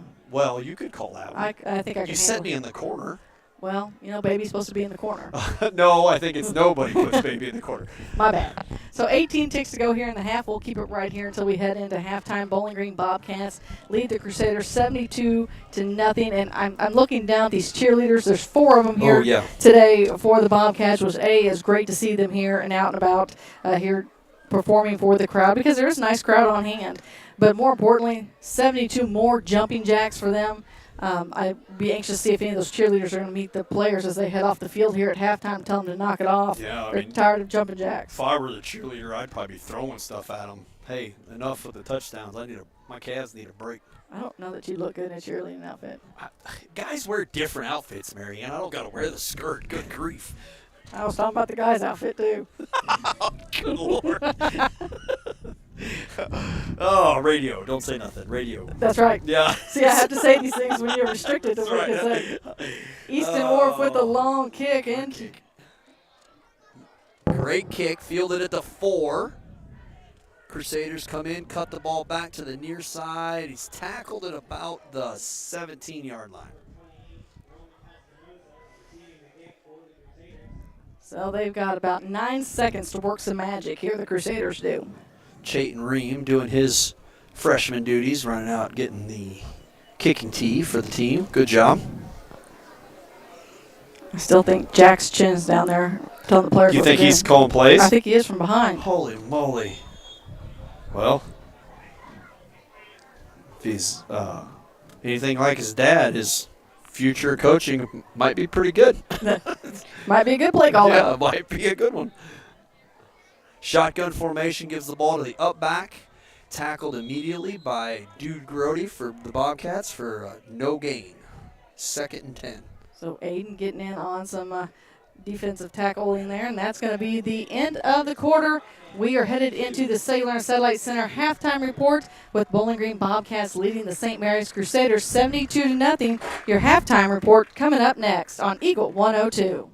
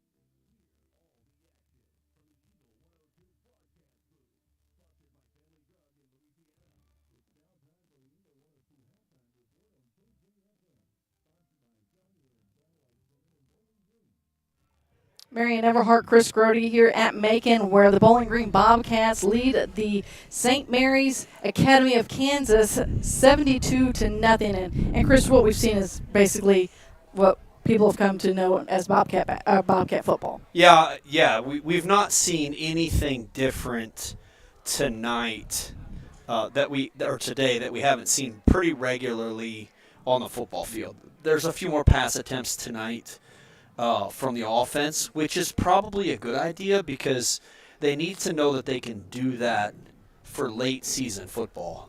Because you come into week 10, week 11, and 12, everybody knows what you're going to do. And then and this is no burn on anybody in particular, but if you ask Coach Sinclair, he's going to tell you he runs the same thing that he's run his entire career. And people that have played against Coach Sinclair know what he runs. It's just you got to stop it, you know. And so to see them doing a little bit different, you know, of course for me, you know, Aiden had a couple catches, so that's exciting for me. But as a Bobcat fan in general, it's neat to see them doing something because teams have to respect that you can also do that other than just, you know, pound the ball down in the middle of the football field with Blaine or Marcus. Well, you know, we've talked about that numerous other times that, you know, this is a type of game where you have the opportunity that if you want to try something different, this is the game to do it. Yeah, I absolutely agree with you. Maybe it's not even try. Maybe it's showcase that you can do it. Yeah. Because if there's a team here watching, somebody may be like, "Gosh, I've never seen Bowling Green do that before. That was a good play. We need to be ready for that when we play them." Well, which we were talking about, that we saw some Macon fans here. You know, probably have a couple scouts in the stands with that as well. So, and of course, people might know it wasn't that long ago, just a few years ago, Macon was in our district. Yeah. So, you know, and you don't know what district you're going to be in next year. You may very well be back in there again with them next year. Yeah, in the redistricting annually is odd to me, number one. But well, I think what you have to take away from the redistricting is you know, we talk about Blair Oaks being a Class 2 school, which doesn't make any sense to most of us.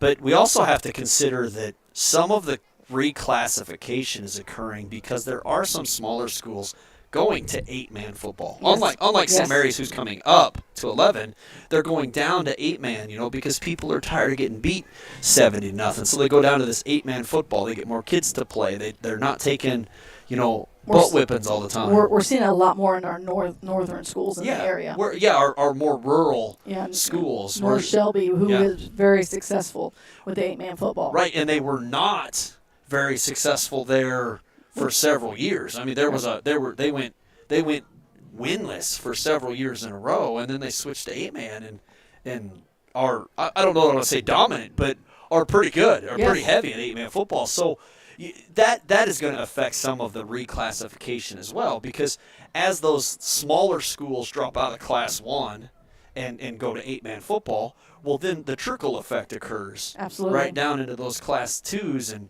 and that's where, you know, where we're like, well, how is this school a Class 2 school?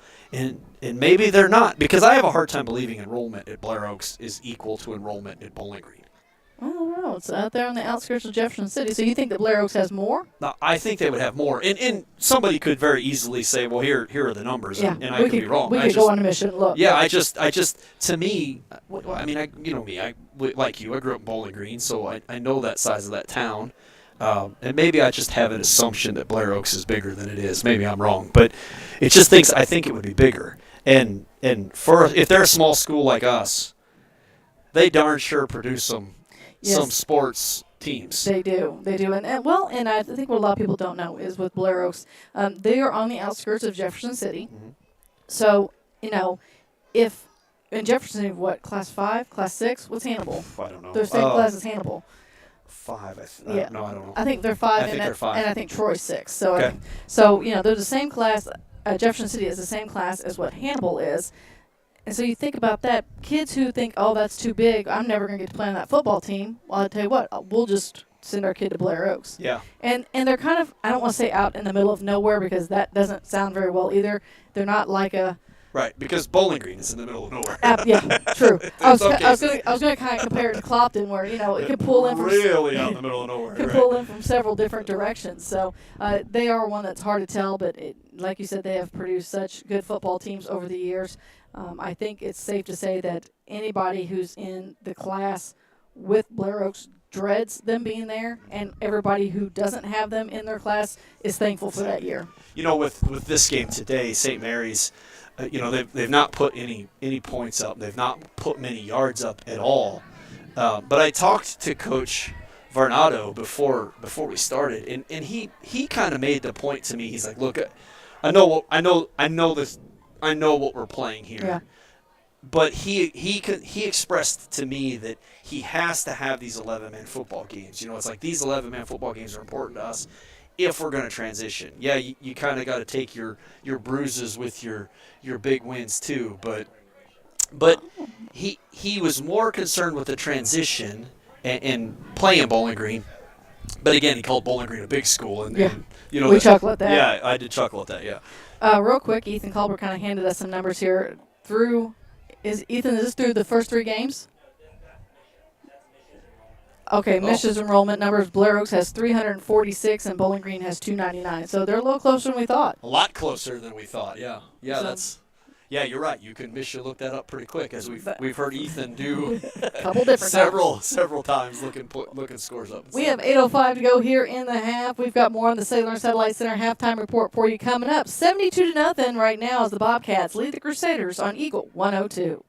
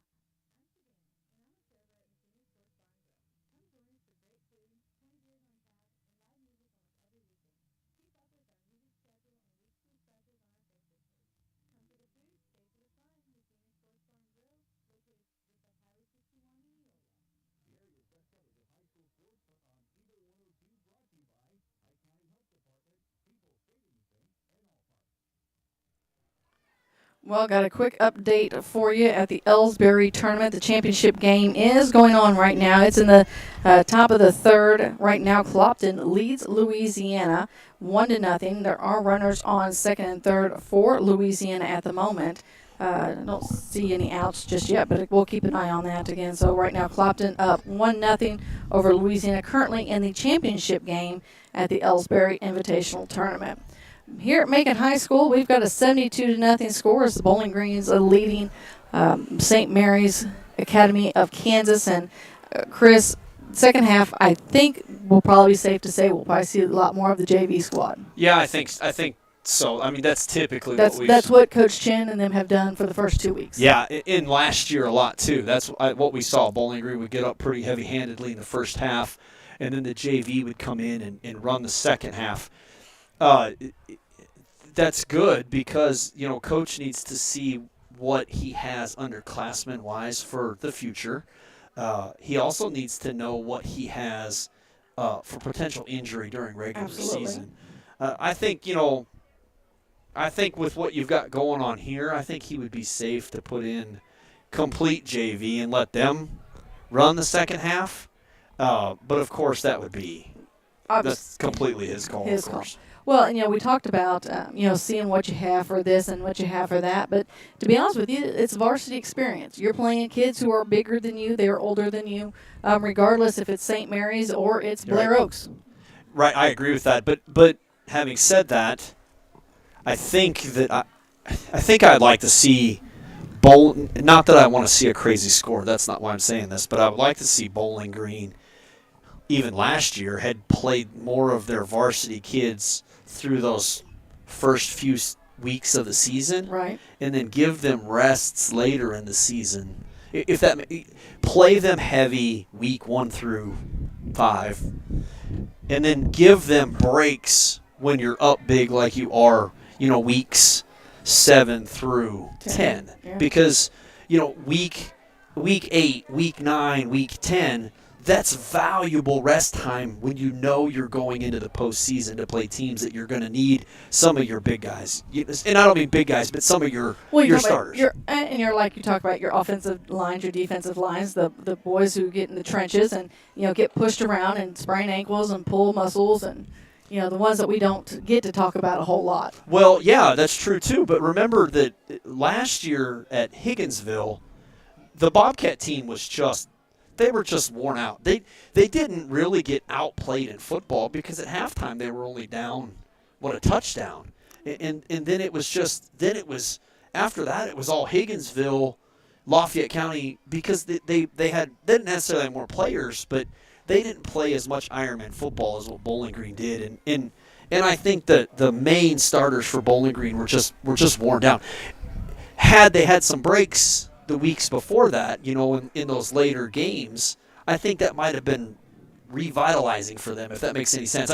It's more theory than anything. It may not have made a difference. And every coach has their thought process. You have coaches who don't want bye weeks because a week off could, change momentum. We've seen it do that. You have coaches who want, during tournaments, they enjoy being the number 8 seed because they want the toughest team, right? To start off with. Yeah, there's so many different theories from different coaches, and ultimately we just get to sit up here and have fun and guess and throw our 2 cents out. And That's right. Have people tell us how wrong we are. That's right. Yeah, and I'm okay with that. I've been wrong before. He'll be wrong again, I promise. And yeah, it's probably true. So, but and again, that's not an assessment of any coaching strategy. Not at all. It's just what I would like to see a little differently, because I think those late weeks for playoff potential football teams, if you're beating teams 40 to 20, 40 to 10, those late weeks for your starters are important to get back refreshed. I mean, Devin Rue, busted his foot up week 1. And he's such a tough dude. He's been playing the whole time. I mean, it's like and if you watch him now, it's not as different. But if you watched him last week, his walk was different than his run out on the field. I mean, you could see his foot was hurting him, but during plays, he was just like, I'll be all right. It's funny how that adrenaline makes it a little different, isn't it? Yeah. Well, there's a lot of truth to that. There's things that occur that you're like, I'll be fine. I told you the story once before. I know that.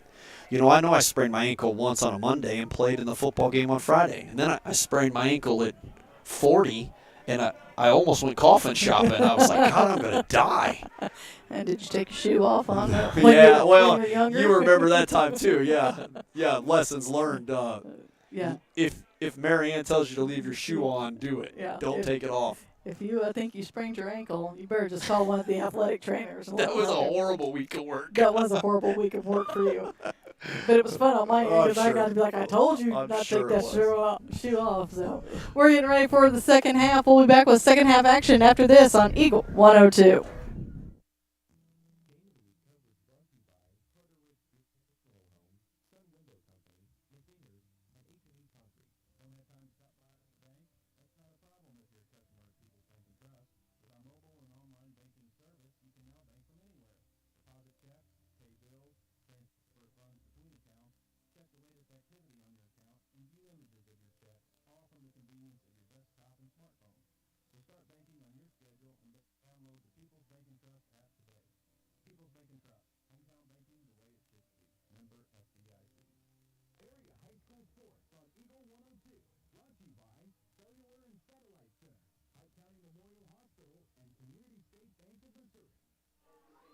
Again, give shout-outs and thanks, obviously, Chris, to not only Macon High School, who opened up their nice facility. I mean, tell you, we were talking about before, the field is very nice, the facilities are very nice, and they have been extremely accommodating even to us. It was when we reached out to them and said, hey, we want to come broadcast game. They said, no problem, we got a spot for you in the press box, just come on up.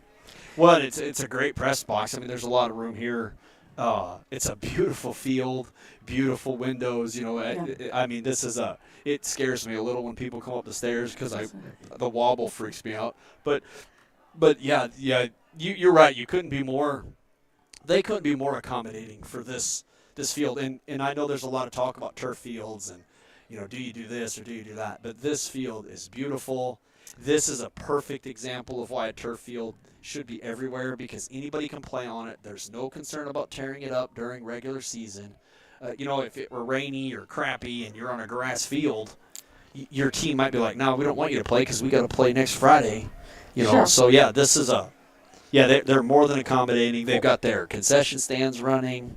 Now I don't know, is Macon getting the entry fee and the concession stand money? I didn't ask. Yeah, they probably are, which would be my assumption. That's basically for rent, I would guess. Yeah, well, and I know schools can pay other schools to use facilities for things like this. So if Bowling Green's paying that and they get concession and they get entry, that's a pretty good deal for just having a few people here. And maybe some of those who've never seen this field. So the end zones are black with Macon and orange letters and white trim, and then every other 5 yards, except for at the 50, from the 45 to the 45, they're the alternating colors of green.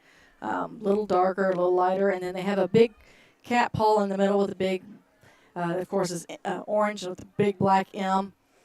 It's black with white outlines. And in the far end zone, to our far right, they've got, of course, the blacked out end zone with Tigers written in orange and outlined in red. So a beautiful stadium, lots of seating here. Of course, we know that, Macon has had a very strong following with their football teams for several years. And we mentioned the young lady that we had in common whose kids go to Blessing, and that's how we like her high school. I played here once or twice. I can't remember how many times we played Macon. And when they score a touchdown, their Tiger roars from their scoreboard. And on the way here, somebody told me that the benefit is Bowling Green being a hometown. Score touchdowns, we don't have to hear the Tiger roar at us. That is a good point. We're ready for the third quarter. Again, Bowling Green's leading this one 72-0. They will be kicking to the Crusaders. We got the sun finally has gone down behind the clouds, and it's cooled off just a little bit. Seen some people went and get some jackets. And Brady Huber's kicking to start things off. He kicks the ball short and rolls through to about the 15-yard line. Oh, why didn't he keep coming? St. Mary's return man picks it up, comes to the near side of the field, try to juke. Brings up 1st and 10 for St. Mary's. They're on the near side, closest to us. I should mention the track around it is all black with the white lines and white lettering. Yeah, let's see. Well, what else color would it be? But ours is red. Yeah, I was going to say, it could be orange. I've seen blue. Yeah, it could be orange. Yeah, Montgomery County's blue. Shotgun formation, 2 running backs, a pass on a one-step drop to 28. Good catch, gain of about 3 yards, tackled by about 4 Bobcats. I think that's Espinoza, right? Espinoza would be number 28, yep.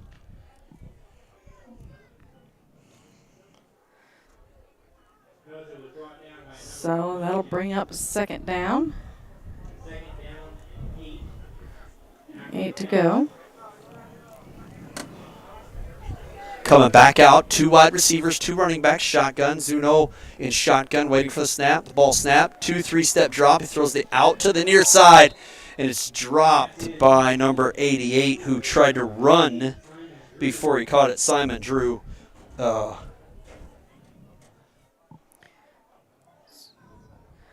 bring up 3rd down.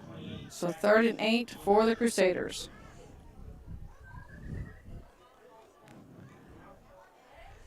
And I'm kind of curious to know what their coach talked to them about in the locker room at halftime. Yeah, I think it would probably be along the lines, Marianne, of, hey, let's knock it down. We know the team, we were coming. We got a timeout on the referee here for something.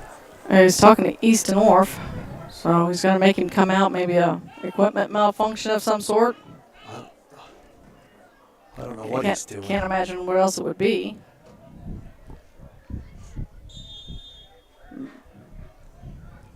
Yeah, he's explaining to Coach what's going on, but nothing really. A bubble screen out of shotgun for a gain of about 7 yards. See, that's where we thought you see Zuno there kind of set his feet, calmed down, set his feet, made a good overhead throw, got it to that bubble screen, which is your slot receiver crashes out on a route or blocks, and your wide receiver comes back down the line just to get the ball. Gains about 7 yards, and it's 4th and 2 here. And you would be led to believe they're going to try and go for it at this point. And they are. They're set back in that shotgun position once again. Call a timeout for the Crusaders. They take a timeout. We'll do the same. 7:07 to go here in the third quarter. 72-0 is our score. Bobcats lead. You're listening to high school football on Eagle 102.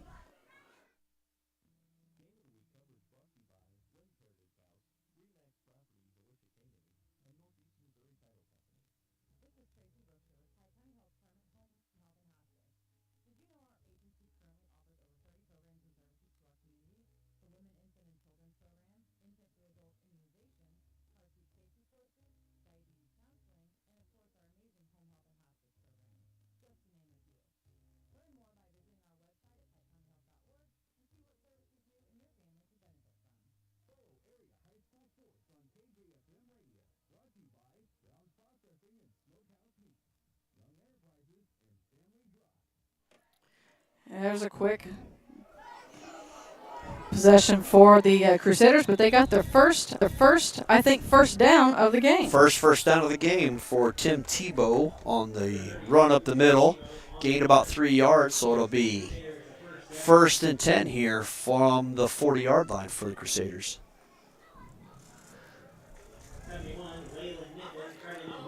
Again, 6:42 to go here. As we mentioned earlier, there's a running clock all second half.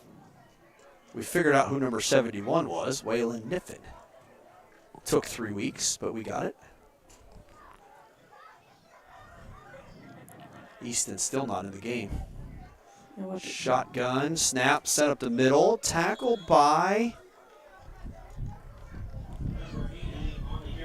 67. Tucker Watson, who's a sophomore. A pretty strong kid. He played youth football for several years. Didn't play football last year, I don't think, and this year come out, and Aiden said he's awful strong in practice. So picked up a couple yards. Easton checks back in at middle linebacker. Easton Orff, number 22. St. Mary's out of shotgun, twin wide receivers to the near side of the field. The snap, hand to the backside. That's where he's dangerous. Easton makes contact in the backfield, couldn't make the tackle, and Tim Tebow made him miss and then gained about another yard or so, so it'll be 3rd and 7. So the Crusaders, they're getting actually a little bit of positive numbers here on the offensive side as we're down to 5:25 to go here in the third. Again, 72-0 is our score. Bobcats on top. We're shotgun formation. We got trips left and 1 wide receiver up top, 1 running back, shotgun. Fake handoff. It's going to be a screen, and Easton makes him miss, and Zuno makes him miss, gets the ball out to Belair. And it looks like they're going to get It looks like he's going to get down. another first down, so completion. Zuno's asking for a face mask, which he probably should have got, but Easton didn't grab it. No, he just had his hand on it. Yeah, his hand hit his face mask, and typically you get a face mask at this level, that goes against you. Eli Grody on the tackle.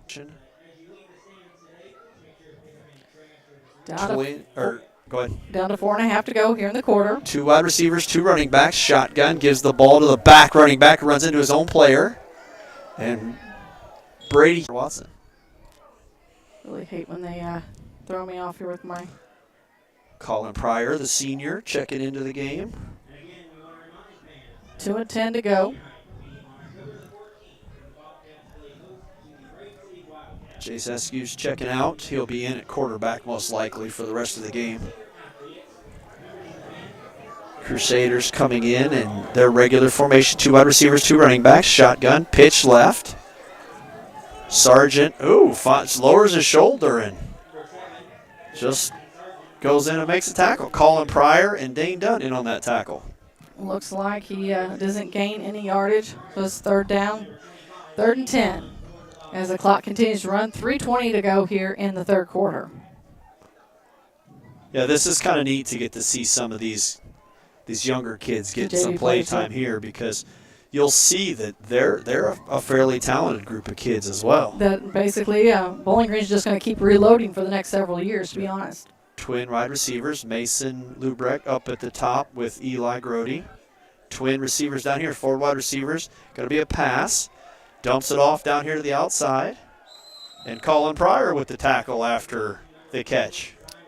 Gain of about 5 yards. Colin knocked him down out into the out of bounds here, so it'll be 4th and 3. After the play, it's 4th down and 4 for the Crusaders. So, see if they can pick up another first down.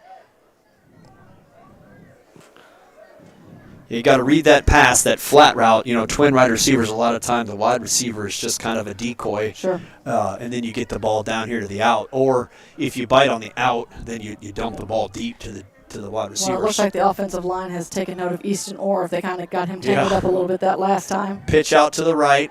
They got a lead blocker. Look at Easton. He's so fast. Ball's out. Oh, it went out of bounds. Easton makes that tackle and causes the fumble, but it went out of bounds at about the 25, so I think they're going to spot it at the 30. So still another first down for the Crusaders. And it looks like they called another timeout. The Crusaders did. We'll take one as well. 2 minutes to go here in the third quarter. Bowling Green leads the Crusaders 72-0. You're listening to high school football on Eagle 102.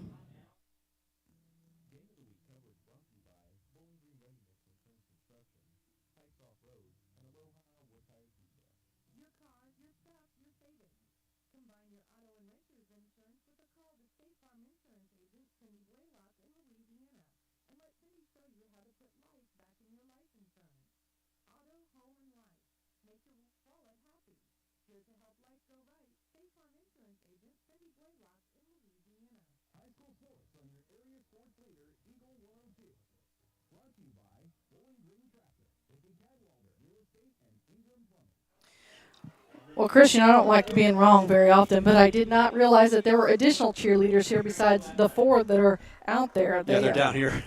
Yeah, they're doing exactly what I would be doing, and that is sitting. What? Yeah, I'd be sitting and clapping. That's not what cheerleaders do. If they're smart, they do. You're cheering. That's what you're supposed I can cheer. You know, from I have your, a. You from know, your seated position. you know that I have a big mouth. I can. Yeah, I can ain't do- that the truth? You should see what her volume on her microphone is at compared to mine. No kidding. Shotgun formation for the same Crusaders. 2 backs, pitch out to the left and near side of the field. Colin Pryor coming in to make it, and Oliver Niemeyer with the tackle from a linebacker position. Colin Pryor did a good job of pushing that play outside, and then Oliver closed the distance and made the tackle. Looks like a gain of 0 on that play. Move closer, of course, to the Bobcat side of the field. Zuno's getting his play from Coach now and running it in. He must have liked that tactic that Coach Sinclair uses. They're coming out 4 wide receivers and 1 running back. Shotgun formation. Hit the ball up to Belair up the middle, who's missed by a tackle by the first Bobcat. And then gains about 5 yards and is tackled by... I didn't see who the tackle was made I by. couldn't see either. Number 80, Isaac Lewis. There you go. Isaac Oberhaus with a tackle. Sophomore. Finally got some height to him. He was awful short in youth football and getting a little taller now. It's funny how those kids literally grow up. Yeah, it's amazing. St. Mary's coming out. Twin wide receivers on the near side of the field. 2 running backs. Shotgun formation. Ball given to the back running back. And I don't know if we can count that as a tackle, but I'll give it to Oliver Niemeyer because he threw his blocker into the path of the running back and he fell down. Of course, in high school, if your knee touches, you're down. They credit it to Easton Orff. That's not what I saw, though. Looks like 4th and 4. We've got under 20 seconds to go. I don't know if the Crusaders are just going to let time run out. The big clock is ahead of this game clock, or the play clock. Nope, they're going to get one more in with 5 seconds, maybe. I don't know. He's kind of paused here. And that's the This is end how I run. of the third quarter. So at the end of the third, Bowling Green continues to lead the Crusaders 72-0. We'll have your final quarter of action coming up next here from Macon High School on Eagle 102.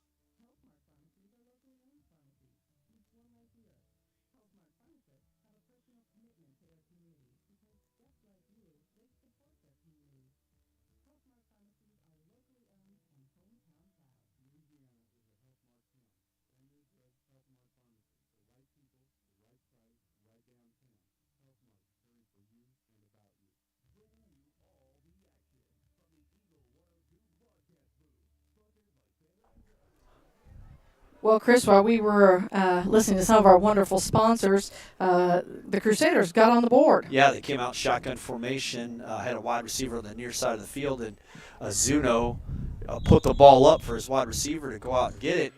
He went up, got it, and 30 yards later, it's a touchdown.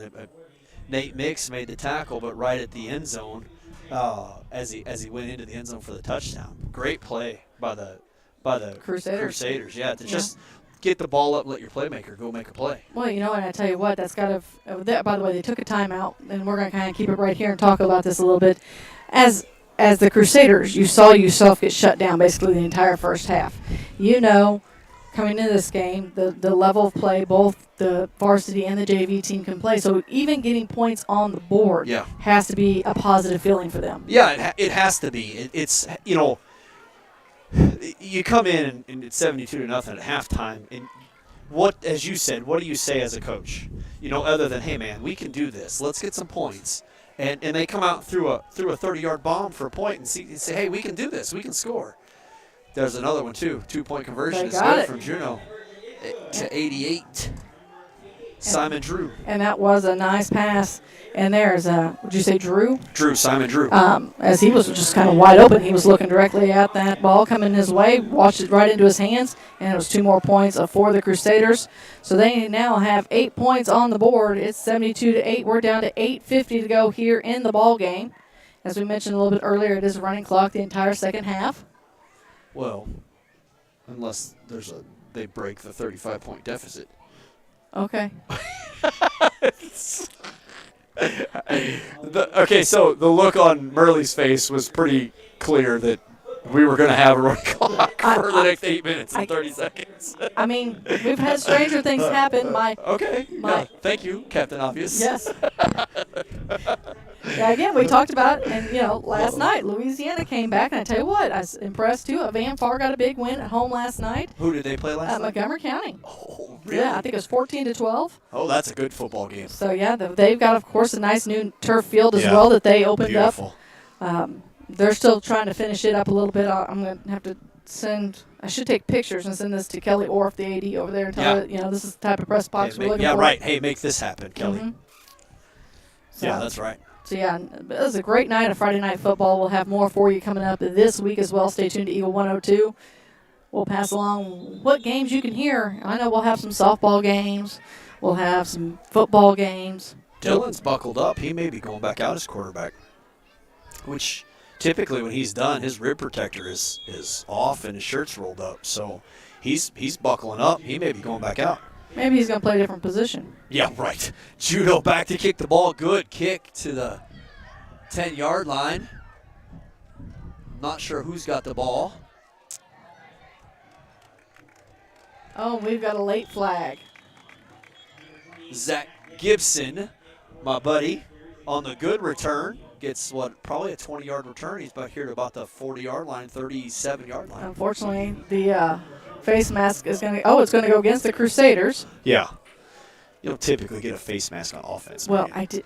When they started. She hit me. I did. That's somebody call the police. It's a crime. Assault. It's assault. The football team started walking back. I'm like, oh, we're going to have a penalty on Cats. And then he's like signaling to the Crusaders. And it's like, all right, it's already on my way out of the mouth. I got to finish it up now. It's abuse up here. Good luck. Sit in the corner. Just shut your face. You're lucky I don't turn your microphone on. Bowling Green is coming out with, it looks like Dylan Dalton is at quarterback with the JV offense. Nope, it's Jace Eskew.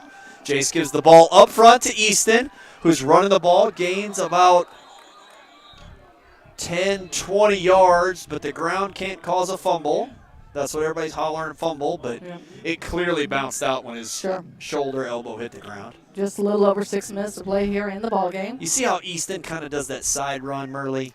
What are you going to name that? I don't know what that's called. Okay. We'll call that the whoop-de-whoop. But he's gotta get that out and get his hips straight and run the ball downfield. Quit that. He's one of those gentlemen that has been faster than everybody around him for so long. Yeah. And then you run into some high school players that they're fast too. Yeah. Well, that's a very typical issue in youth and junior high football. And Bowling Green's penalized delay of game. Nope, timeout. No, they threw the flag. See, I was right that time. You were. This guy was signaling timeout. That hurt Chris to say that. Yes, it did. I'll just admit it. Oh, I got a pain in my side. It's not. Yeah, right. It's not my old age. Bowling Green comes out, 2 wide receivers, 2 running backs, gives the ball up front to Dane Dunn. Gains about 6 yards, so it'll be 2nd and 9, maybe? I think so. 2nd and 10. So back to the original line of scrimmage. Nope, 2nd and 9. Make up your mind. I'm only looking. I was looking at the ball, and then I looked at the marker, and the marker was behind. That's why I was. Excuses. Yeah. 4:40 to go. But mine's real. Yours is real. That's right. It does look like could get a little bit of rain here once on our way home. Supposed to. Bowling Green comes out, gives the ball up to Easton Orff, running in the middle, gain of about 6 yards. Again, just short of the first down, about 2 yards short of the first down.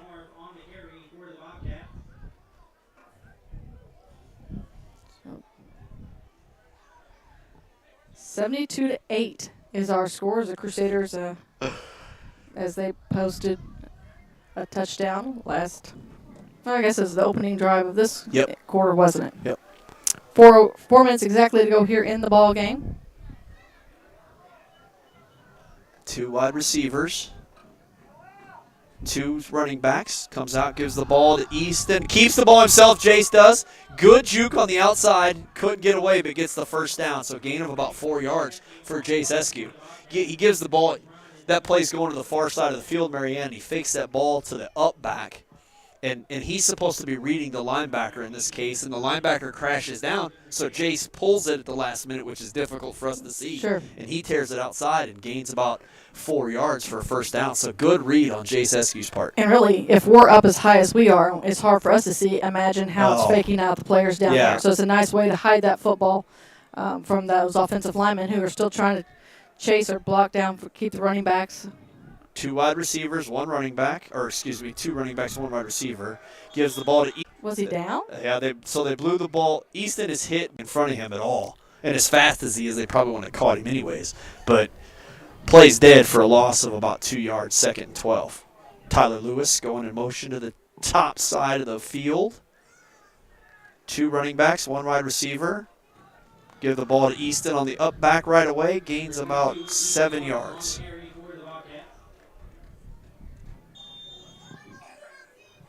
I'd assume Bowling Green, I think they're calling a equipment timeout or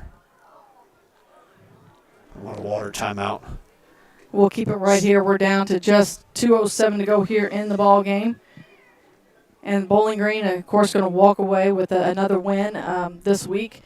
And next week, they travel to Van Far. Van Far, yeah. I've not paid much attention this year to Van Far yet. I typically, if I do a radio program for you all, I typically try to do a bunch of research, before. Yeah, Vandalia, you said beat Montgomery County. They did.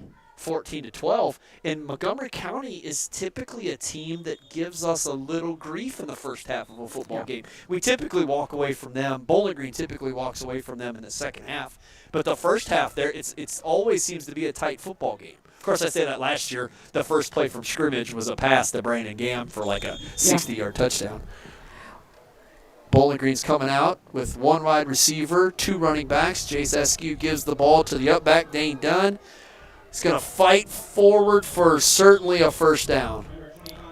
They are. I think they're waving it first and goal. He certainly has. 1:50 left. I don't want to see an extra score against St. Mary's, but I sure would like to see the JV crew get a score here so they can say, hey, we can score against varsity teams. Yep. That's a confidence booster in itself. And the JV team is beating up JV teams. I mean, and I would tell you if there's probably a little less time on the clock, Coach Joe Chin has had them take it down to the 1 yard line and kneel. No. I don't think they'll do that this time. They are doing it now. Victory formation. Well, there you go. Yep. And there's something to be said about not running up a score, but I do understand what you're saying regarding, it'd be nice to see the JV get that score in there as well. It's probably the weirdest victory formation I've ever seen, because typically victory formation, your running backs are right on your quarterback to protect him. And then Tyler Lewis is the wide receiver. He would be up there right behind the other two just to kind of give him that extra protection. But this is what sucks as a lineman is now you're in a 3-point stance. Jace gets them out of the huddle at like 17 seconds, so they're squatted down for this long. Jace is watching the clock, goes under center to take another kneel. And that should do it. That's 30 seconds left. 38-33 is what's on the game clock. So that's a victory for BG. That's the final. Mary's 72-8. We've got your post-game show next here on Eagle 102.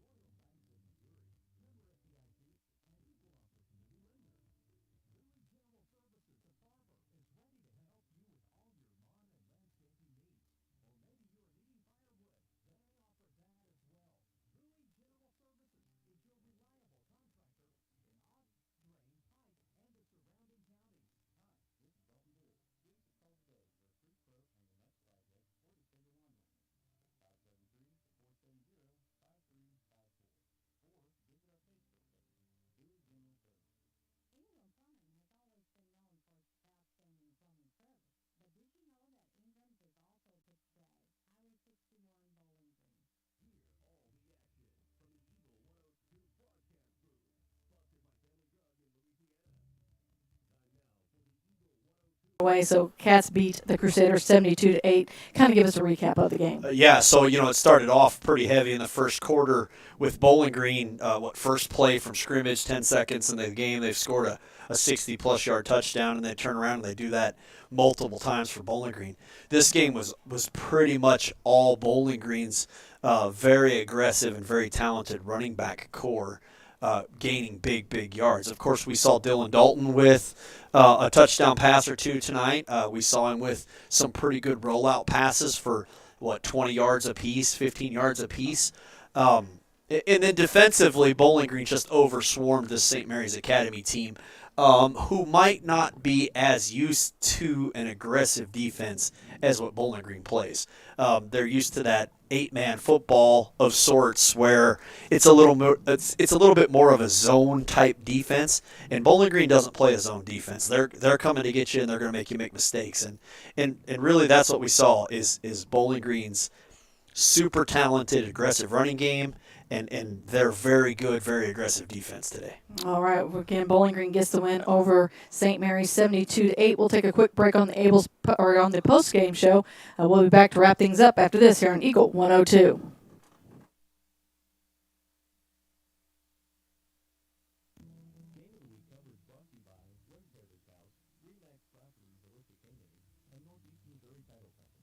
Broadcasting from the KJFM Radio Barn at 102.1.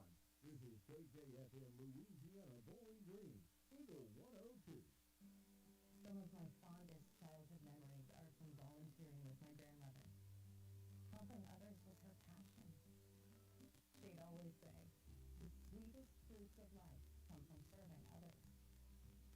And she was right. At Shelter Insurance, we strive to make a positive impact in the communities where we work and live. See Tim Jenkins at 3404 Georgia Street for free insurance review. From the classic cheesesteak and rich crab cake, a taste of Philly in Bowling Green is a fan favorite.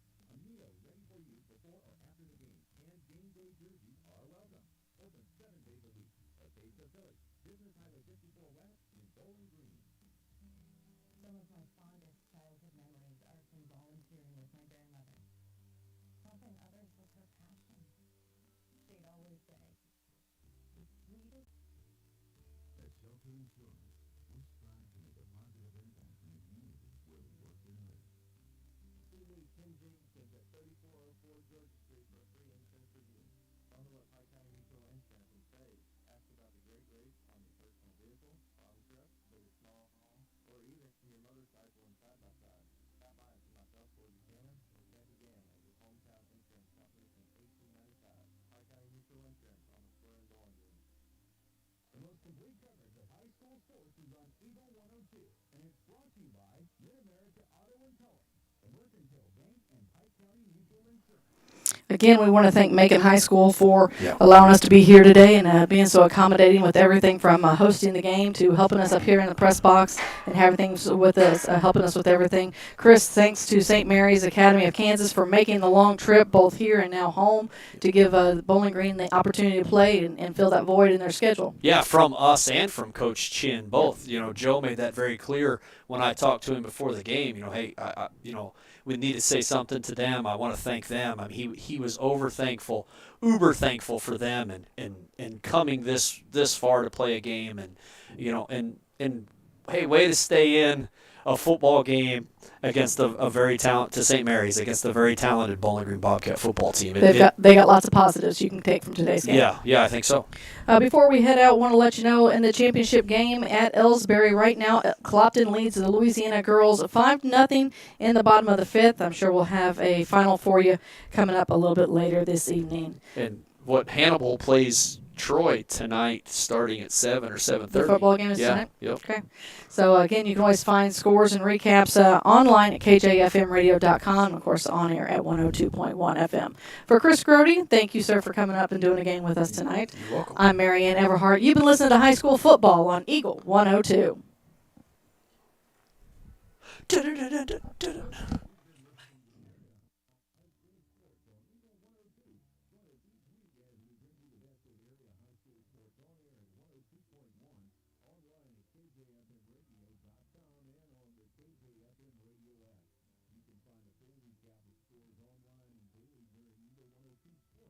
All from your area sports leader, KJFM Radio. With studios